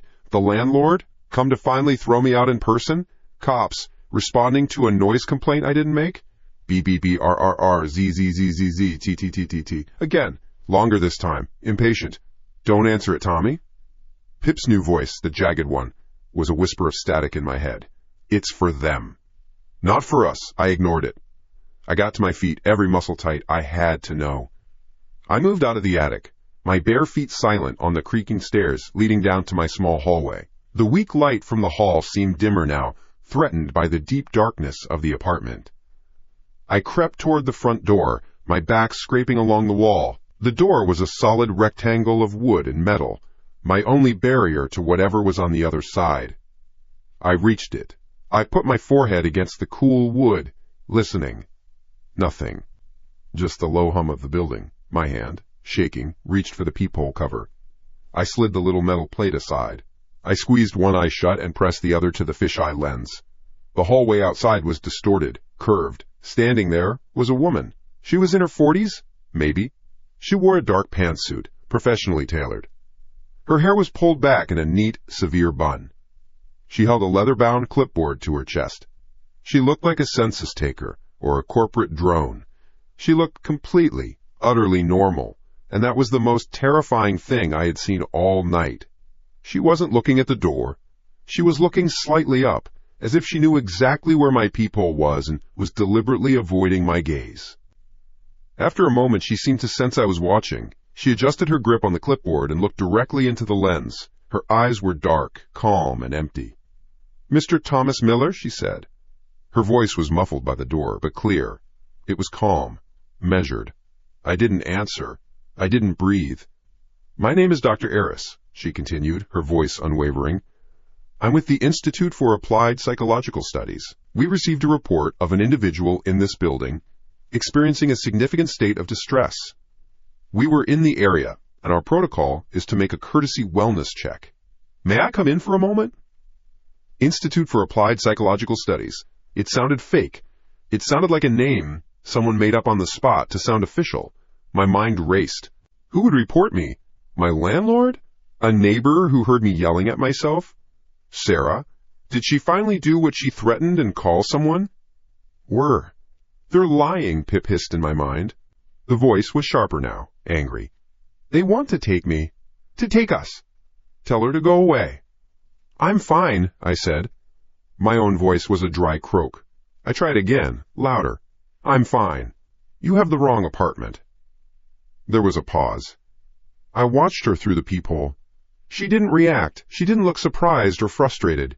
She just stood there, waiting, as if my answer was expected, as if it was part of the script. I don't think we do, Tommy, she said. Her voice was still calm, but it had shed its professional politeness. It was now flat, direct. It chilled me to the bone that she used my first name. We can do this through the door if you prefer, but this conversation is happening. We know you're not fine. We know about the recurring stress episodes. We know about the isolation. She took a small step closer to the door. We know about Pip. My heart stopped.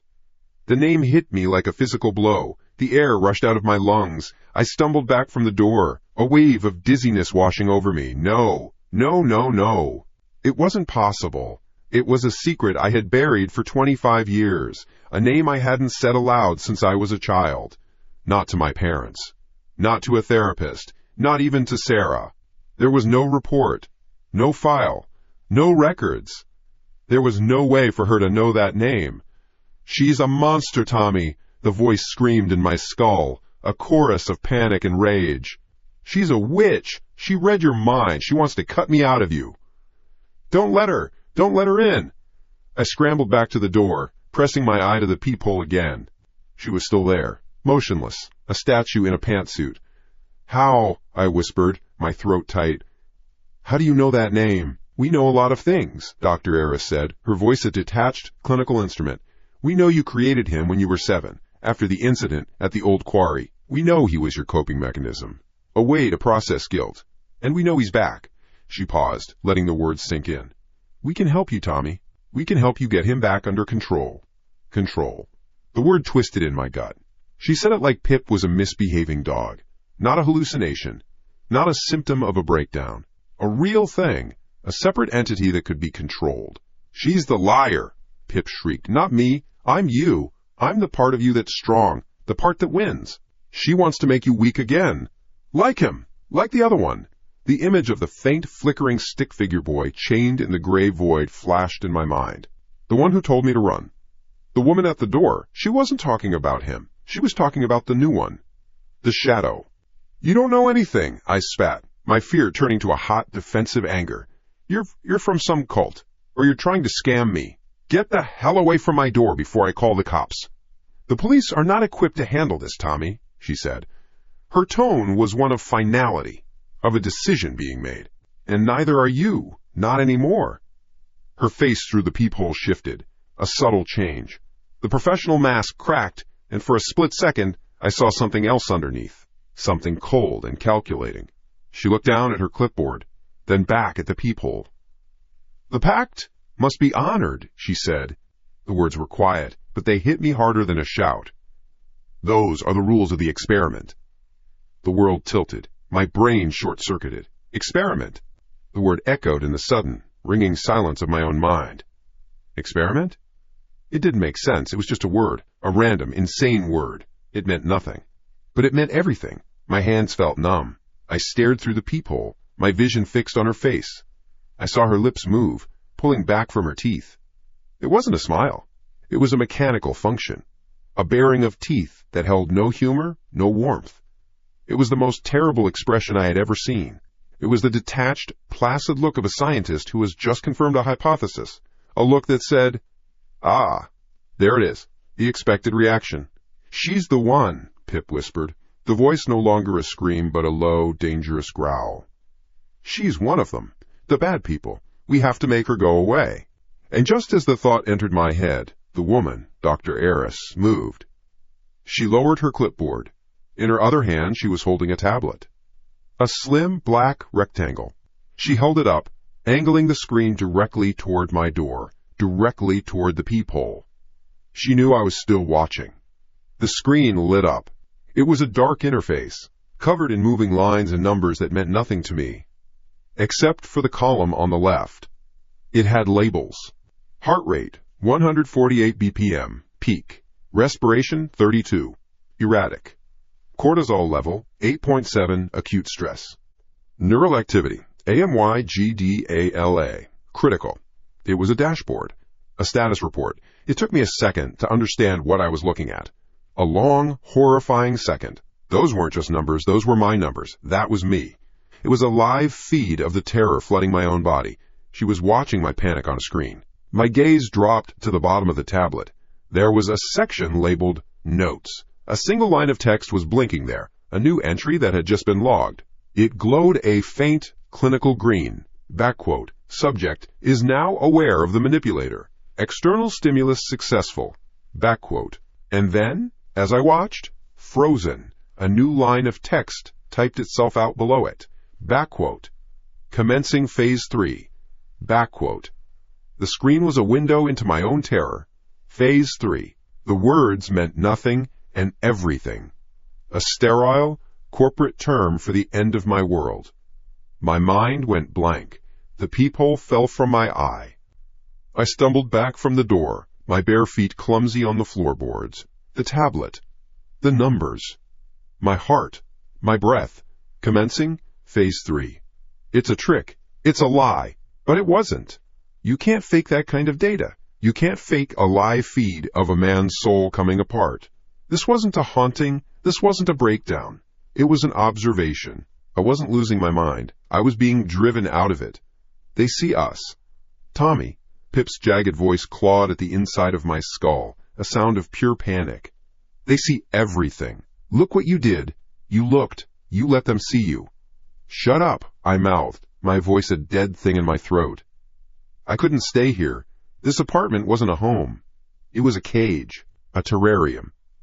And they were outside, tapping on the glass. My legs moved. No thought, just raw animal instinct. Run. I turned from the door, my eyes scanning the small, shitty apartment. The front door was a death trap. The attic was a dead end. That left one way out. The kitchen. I bolted, my shoulder clipping the edge of the hallway wall. The pain was a distant, unimportant signal. My apartment was a railroad car. Living room, a small kitchenette, then the bathroom at the end. I skidded on the peeling linoleum of the kitchen floor. The window was there, above the sink, coated in a layer of city grime. It looked out onto the building's dark, narrow air shaft. My hands fumbled with the lock. It was rusted tight. I hadn't opened it in years. Come on, you piece of shit, I grunted, putting all my weight into it. My fingers slipped.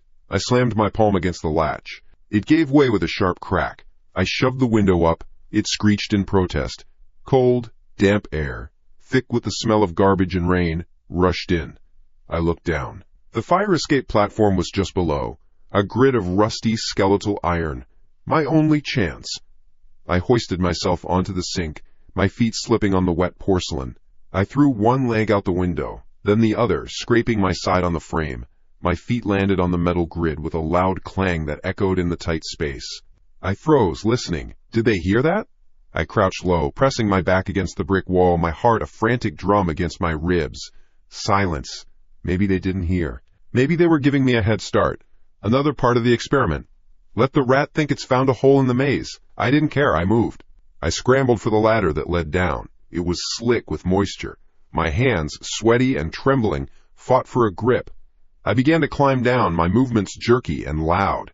Metal protested against metal with every step. 5 floors. It felt like 100. Finally, my feet hit the paved ground of the back alley. The stench of rotting food in the dumpsters was overpowering. I landed in a crouch, my eyes scanning the darkness. The alley opened onto the street 100 feet away. Freedom. I ran. I burst out of the alley's mouth and onto the sidewalk. The city hit me like a physical blow. The glare of streetlights, the rush of a passing bus, the distant wail of a siren. I kept running, no destination in mind. Just away. Away from the apartment. Away from Dr. Eris. Away from the tablet with my life displayed on it in cold green text. I needed to disappear. My hand slapped my pocket. My phone. A tracking device. A leash. I pulled it out. The screen was dark. I didn't turn it on. I didn't need to see the missed calls I knew would be there. I ran to a corner trash can and, without slowing, dropped the phone inside. It landed with a hollow plastic clatter. Next. Money. I had maybe $40 in my wallet. Not enough. There was an ATM across the street, its screen glowing in inviting blue. I sprinted across the road, dodging a taxi that blared its horn at me. I jammed my card into the slot. My hands shook so badly I mistyped my PIN twice. Come on, Tommy, get it together. On the third try, it worked. I hit withdrawal, then max amount. $300. The machine whirred, spitting out a fat stack of 20s. I grabbed them, yanked my card out, and ran. I was a ghost. No phone. Cash only. I could get a bus ticket. Go anywhere. Phoenix. Denver. Someplace they wouldn't look. The thought was a small, fragile spark of hope in the screaming chaos of my mind. I ran for 3 more blocks, my lungs on fire, my legs screaming. I slowed to a walk, gasping for air, and leaned against a wall to catch my breath. I was in a more commercial area now. Theaters, bars, giant digital billboards that painted the night in garish, shifting colors. I looked up at the largest one. It was advertising some new soda, a group of happy, beautiful people laughing on a beach. The image flickered. The beach disappeared. The laughing faces vanished. The screen went black. For a second, I thought it was broken. Then, white letters appeared. Huge. Blocky. Backquote. Searching. Backquote. My blood ran cold. I stared, unable to move. A new image started to form on the screen. A grainy, black and white picture. Over-zoomed. Unflattering. It was a driver's license photo. It was my driver's license photo. My face, 10 feet high, stared out over the city street. My own empty eyes looking down at me from the sky. And then, below my picture, a new line of text appeared, blinking in a stark, terrifying red. Backquote host has breached containment. Initiating pursuit protocol. Backquote.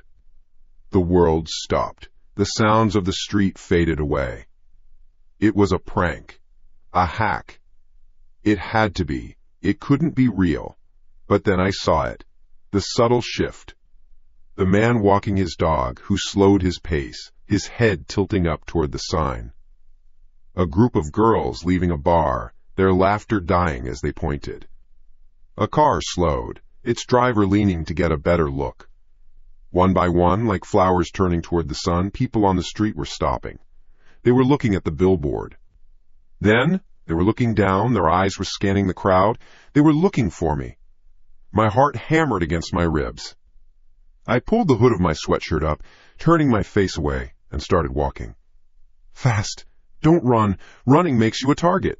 Just walk. Blend in. It was too late. I saw a man pull out his phone. He didn't raise it to his ear. He held it up, aiming the camera in my direction. The small red light of the recording dot was a burning eye. Then another phone came out. And another. I was the center of a spiderweb, and every strand was a gaze. Every eye was a threat. I broke into a run. Panic was a hot fire in my veins.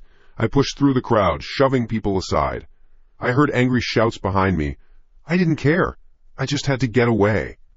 I glanced over my shoulder. There, at the far end of the block, under a streetlight, 2 figures, both wearing the same dark pantsuits as Dr. Eris. They weren't running. They were walking, calm and deliberate, their eyes fixed on me. More appeared from a side street, a perimeter. They were closing me in. They were hurting me. I ducked left, into a narrow, dark alley, the same kind I had just escaped from. It was a trap. I knew it was a trap, but it was the only direction left to go. The darkness swallowed me. The sounds of the street receded.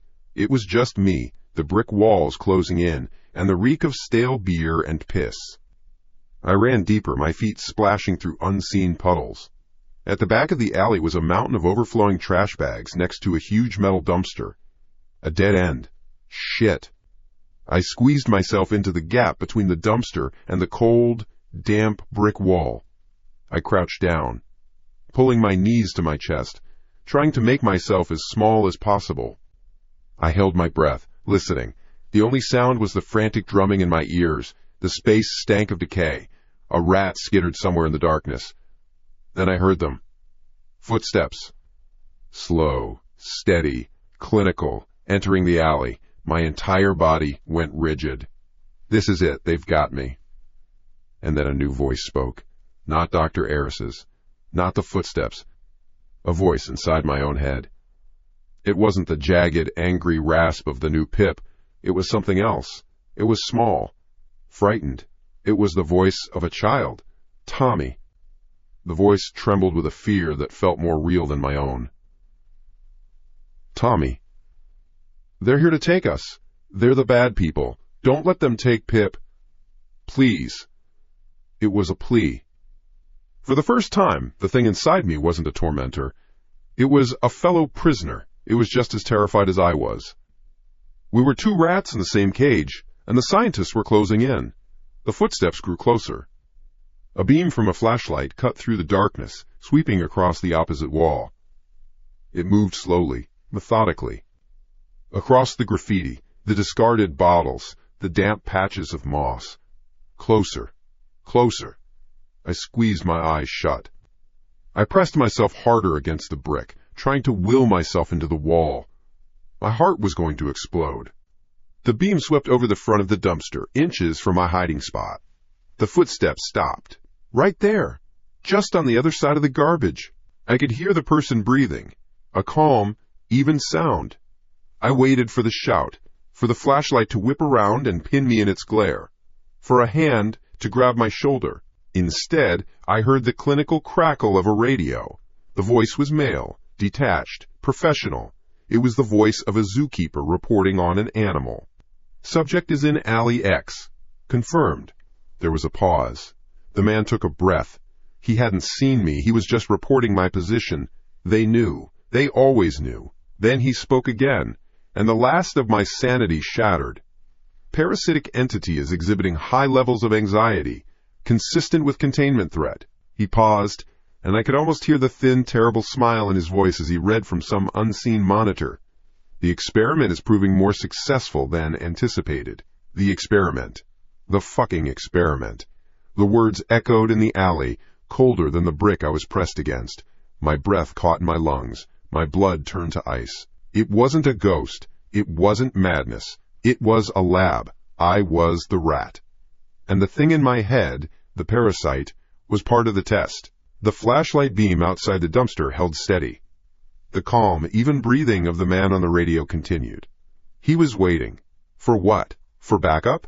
For the tranquilizer gun. Please, Tommy, don't let them. That small, terrified voice. The real Pip. Not the monster that had been screaming at me, but the friend I remembered. A prisoner, just like me. A switch flipped in my head. Raw terror became something else. Something hot and sharp. Rage. They weren't just doing this to me.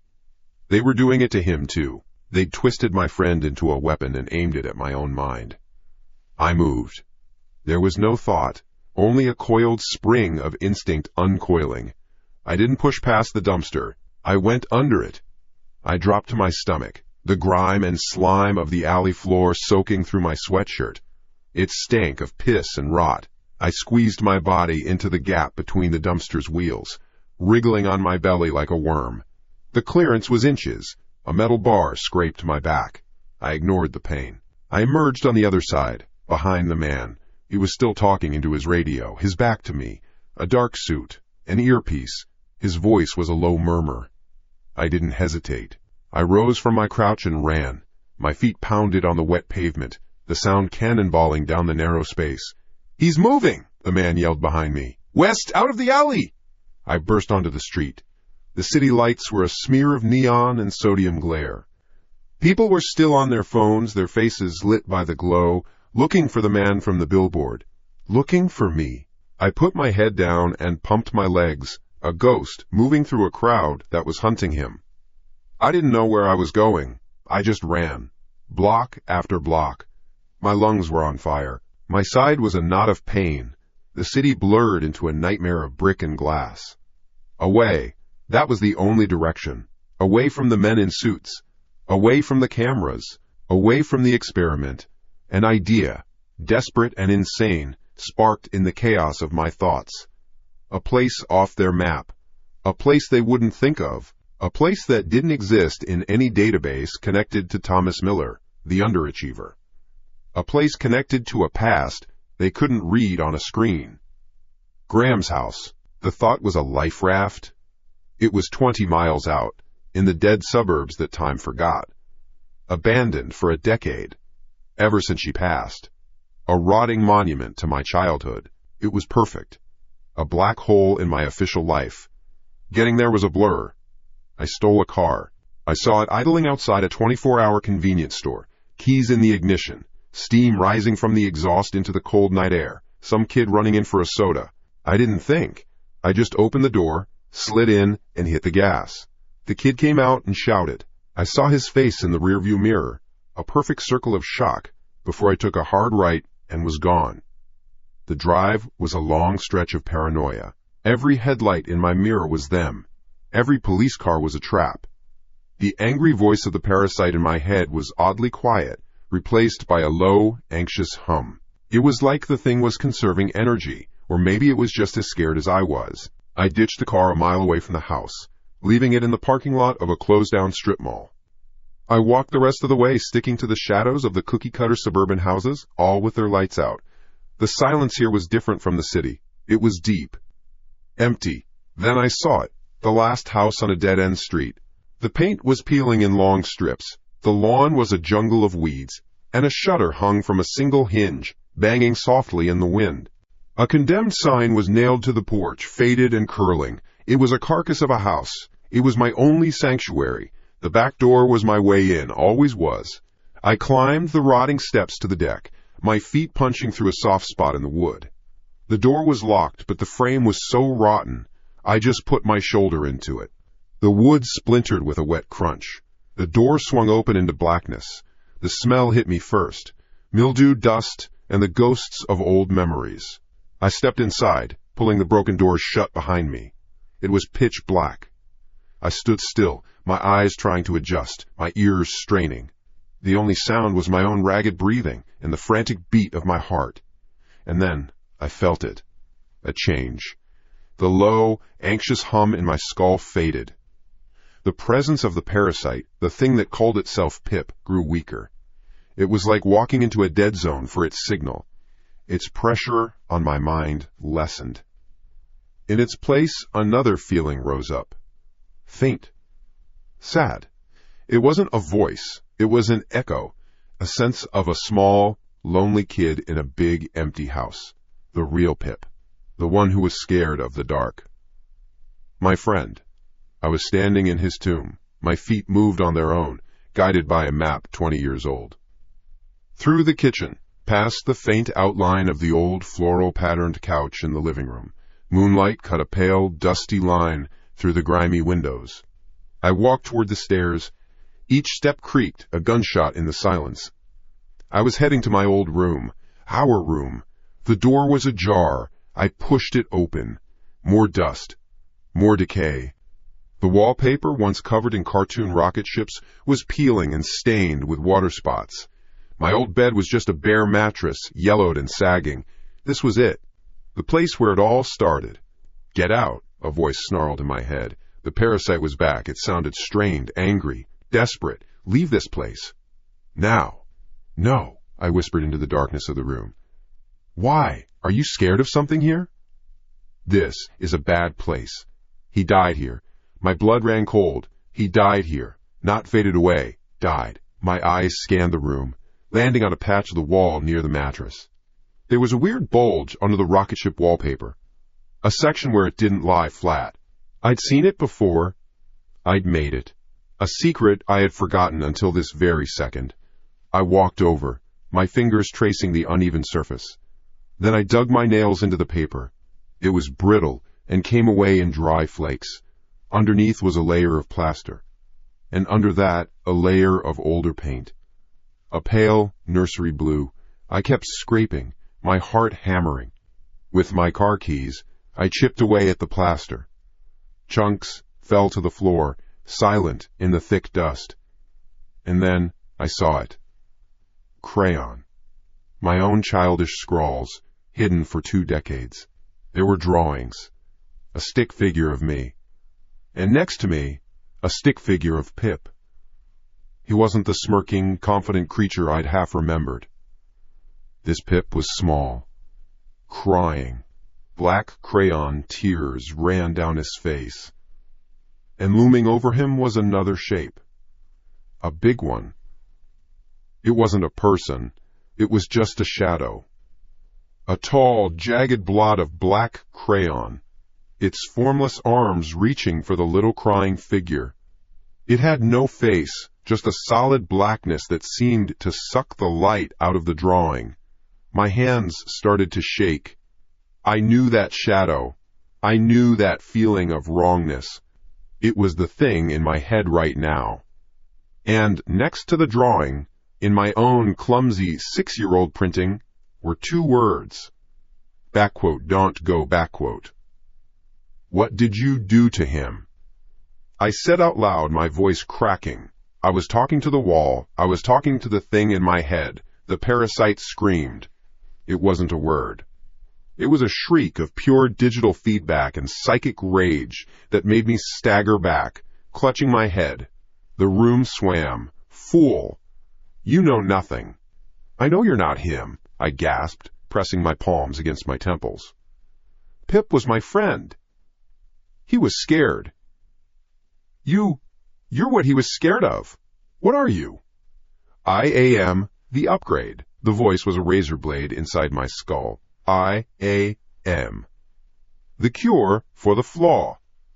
The original was weak. Sentimental. Defective. It had to be scourged. Deleted. The images flooded my mind, not memories, but a direct feed from the parasite.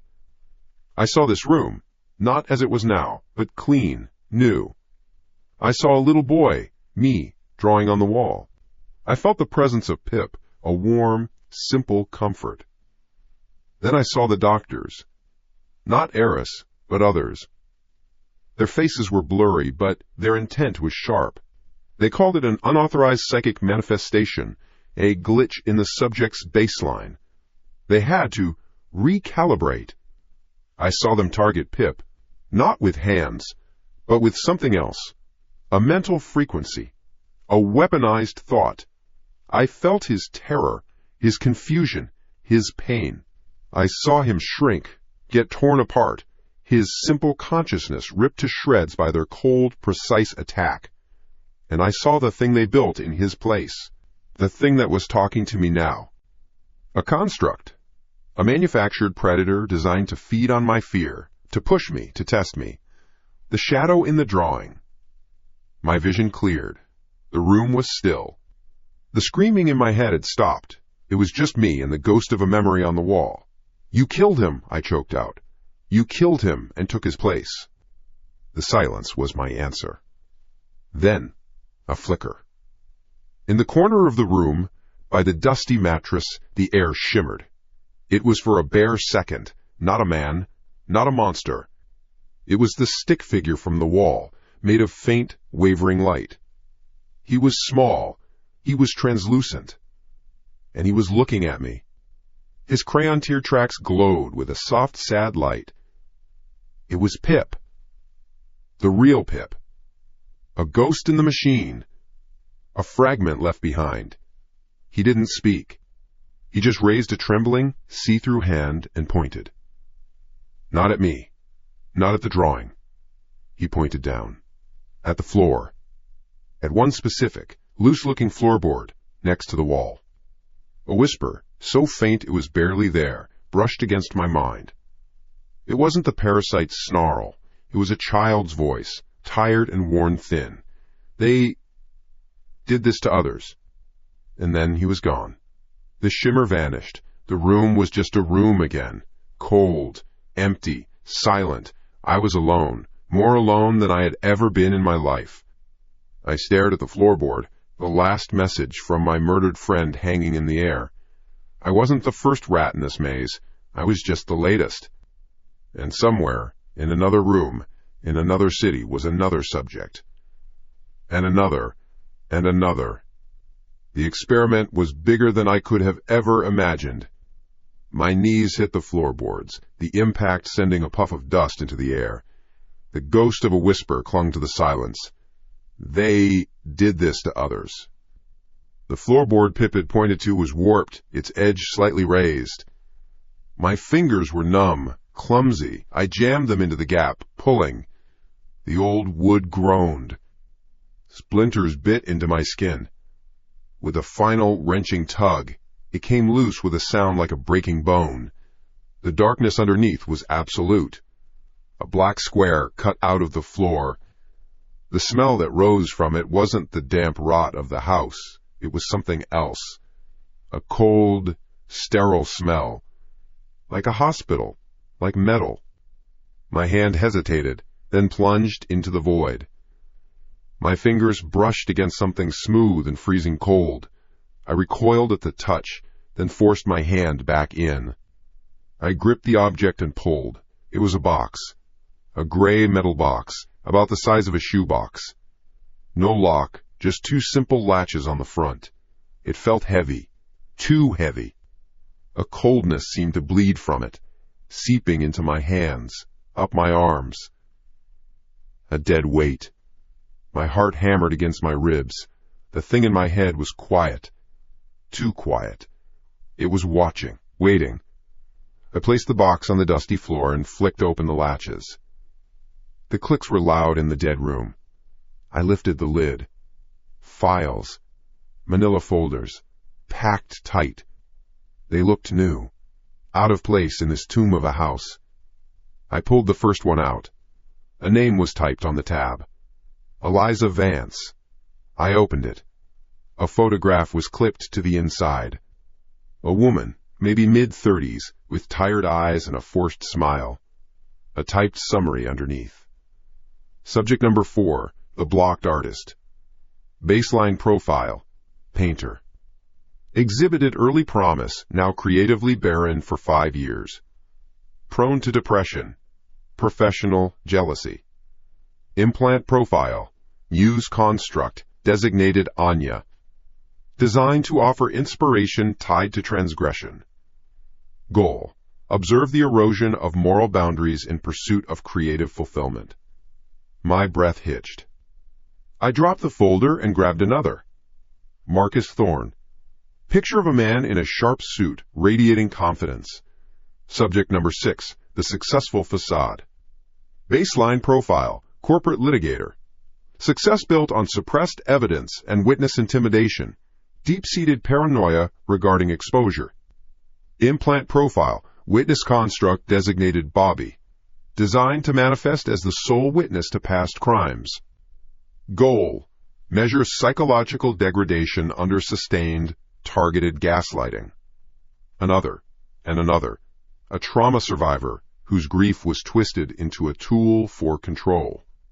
A college student whose social anxiety was weaponized. Each file was a life, boiled down to a sick psychological experiment. These weren't ghosts or demons. This was planned. Scientific. Inhuman. They were all like me. Caged rats, with a custom-built predator released into our minds.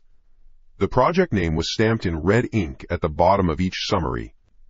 Project. Upgraded Tulpa. The realization was a physical blow. The men in suits. Eris. The lab.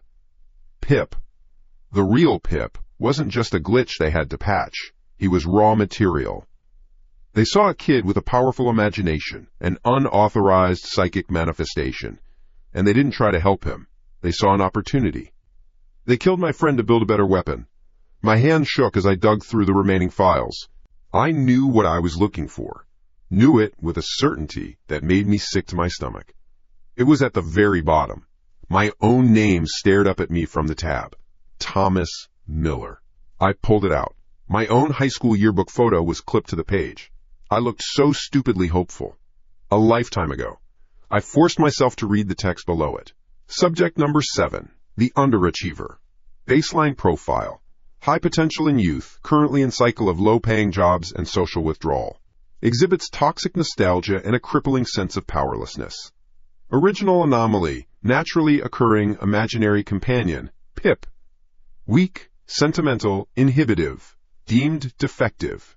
Deletion and upgrade, original anomaly, PIP, successfully scourged via targeted mimetic pulse. PIP 2.0 construct installed. Designed to feed on negative emotion and incite action. Phase 3. Objective, observe and quantify ability of implant to manipulate subject into performing Level 3 violent acts. Arson, aggravated assault, homicide. The words blurred. Level 3 violent acts. The billboard, the chase, the stolen car. They weren't just watching me fail. They were pushing me to break, to snap, to kill. The thing in my head wasn't just a parasite. It was a loaded gun they had aimed at the world, and my hand was on the trigger. Now you see, the voice slithered inside my skull. It was smug, victorious. I am the cure. I am the potential you were too weak to grasp. You're a weapon, I whispered, the words catching in my dry throat. I am evolution. Suddenly, a sound from the real world cut through the nightmare in my head. Tires crunching on gravel outside. I froze. A beam of light swept across the room, painting a long, stark rectangle on the peeling wallpaper before it vanished. A car door slammed shut. Then another. They were here. They'd found me. Panic, cold and absolute, seized me. The files. The box. This was the proof. This was everything. They couldn't get it. They couldn't take this and bury it and find a subject number 8. My eyes darted around the dark room. My hand fumbled in the pocket of the jacket I'd taken from the stolen car. My fingers closed around a familiar shape. A metal Zippo lighter. I grabbed the heap of files, my own on top. I didn't think, I just acted. I scrambled to my feet, kicked the floorboard back over the empty box, and ran for the far corner of the room. I flicked the Zippo open. The spark failed. Once. Twice. Tommy, no, no, no. Stop. The voice in my head changed. The smug superiority was gone. The cold, razor-sharp edge was gone. It was raw. It was desperate. It sounded scared. On the third try, a flame bloomed in the darkness, small and defiant. I held it to the corner of my own file. Don't! You'll kill me! Don't do it! The voice was screaming. It wasn't the snarl of a predator. It was the shriek of an animal caught in a trap. A plea. Real terror. For the first time, it sounded like it was going to die. The paper caught. A tiny orange line started to crawl up the edge of the manila folder. Good, I snarled. I dropped the lighter and fed the fire, pushing the other files into the growing flame. It licked at the pictures of Eliza Vance and Marcus Thorne. It consumed the clinical, cruel words describing their broken lives. The shriek inside my mind became a wall of psychic noise, a soundless agony that buckled my knees. It wasn't a voice anymore. It was pure, unadulterated pain. My pain. Its pain. It was being unmade, erased, and it was tearing a piece of my own mind out with it. I collapsed against the wall, clutching my head, gritting my teeth as the fire grew brighter, hotter. The paper curled, blackened, turned to gray ash that danced in the heat. The last photograph, my own face, blistered and vanished into the flames. And then, with a final, searing spike of agony that felt like a hot poker being driven through my skull, silence. The screaming stopped. The pressure that had lived in my head for as long as I could remember was gone. The space behind my eyes was quiet, empty, my own. I sucked in a shaky breath. I did it. I fucking did it. I killed it. I pushed myself up, my legs trembling. The last of the files crumbled into glowing embers on the floor. I was free. The back door of the house crashed open behind me. I spun around.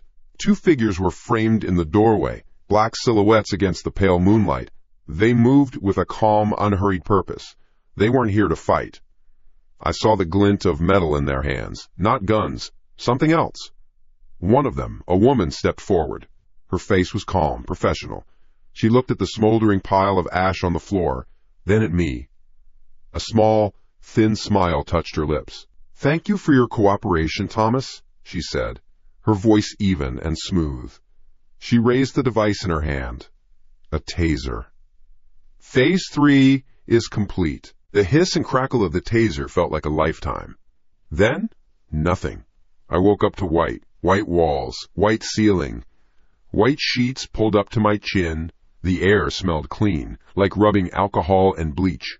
A soft, steady beep came from somewhere to my right. I turned my head. An IV stand, a clear bag dripping fluid into a tube taped to the back of my hand. I sat up. No pain, no headache. I reached into my own mind, probing the space behind my eyes where the leech had lived. Empty. The screaming was gone. The whispers were gone. The smug, cold presence that had been my shadow for weeks was just gone. The silence wasn't peace. It was a vacuum. A hollowed-out space that used to be a part of me. I felt like a room with all the furniture removed. Clean, empty, and wrong. My own thoughts echoed in the quiet. It's over. I killed it. I'm free.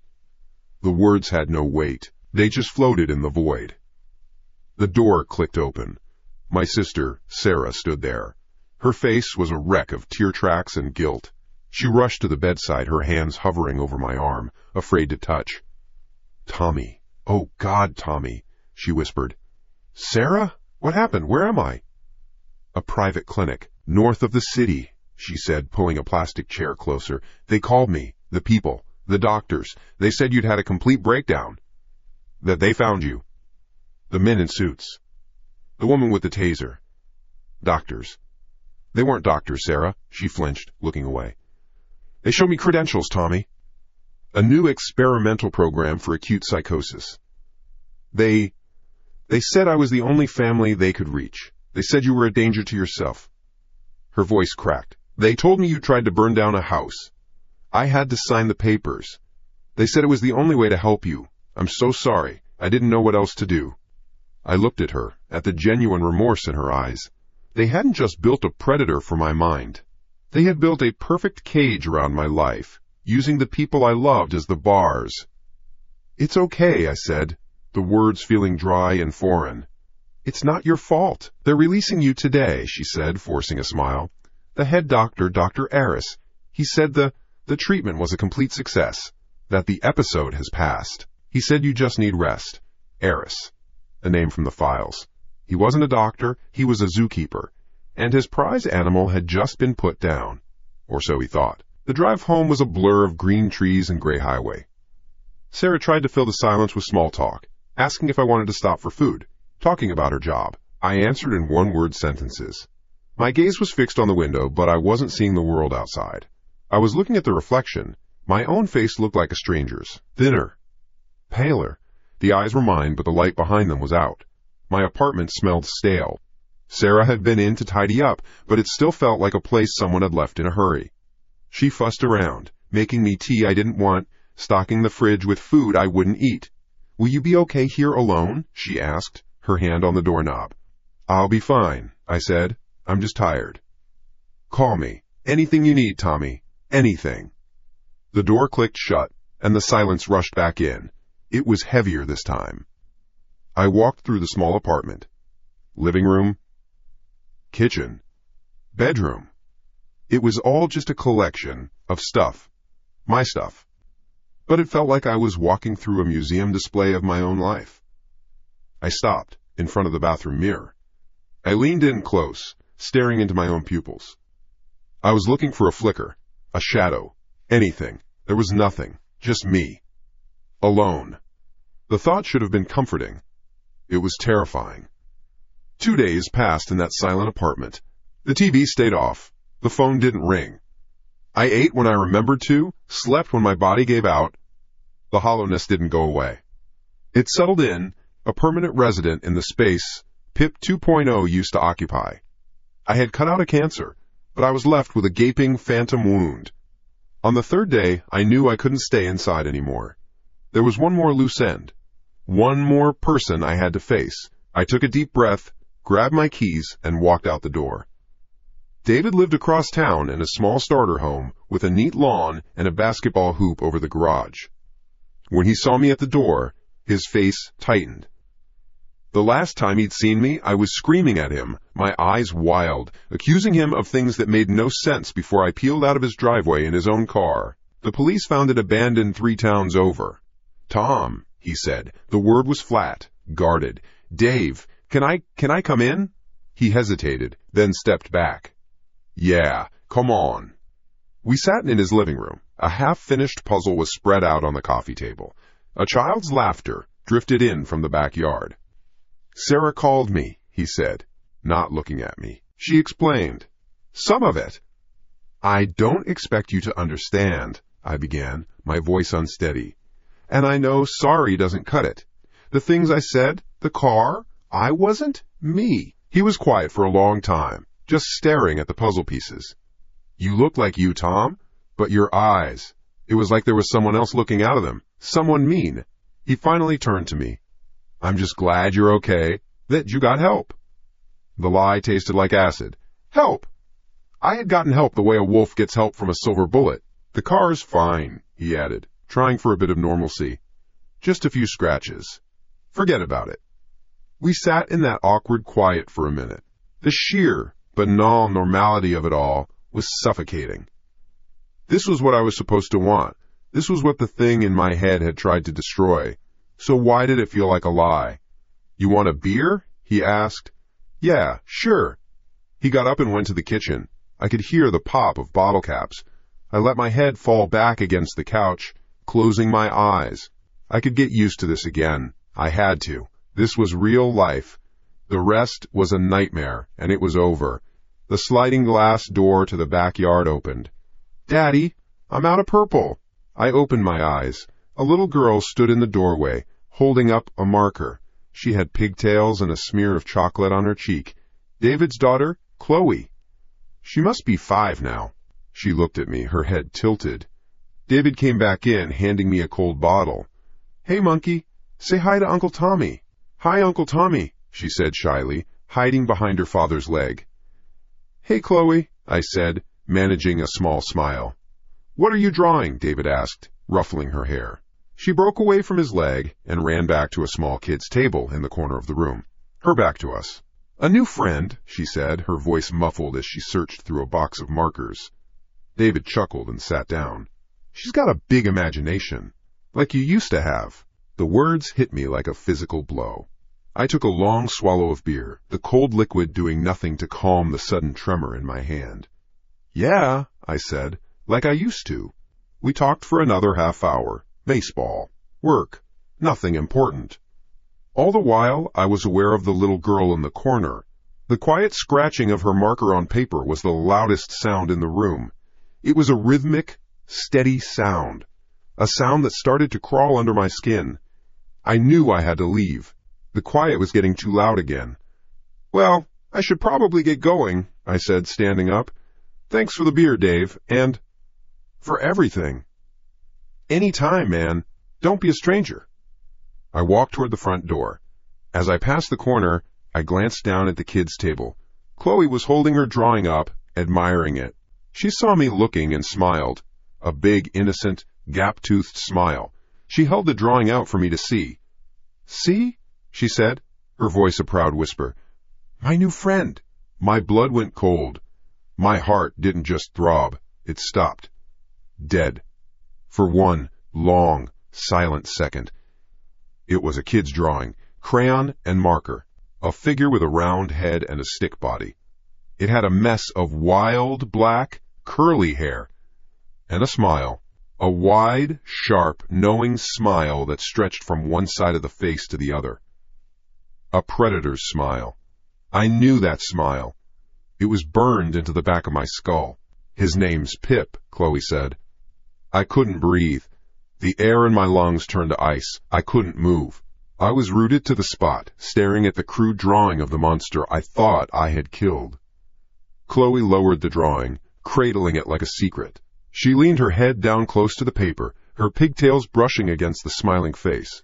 Her voice dropped to a conspiratorial whisper, so low it was almost lost in the hum of the refrigerator. A whisper meant only for the picture. "That's Uncle Tommy," she murmured to the drawing. "He was mean to his old friend. He left him all alone." She looked up at me, her eyes wide and clear. Then she looked back down at the paper figure, her expression turning serious, protective. "We won't do that, will we, Pip?"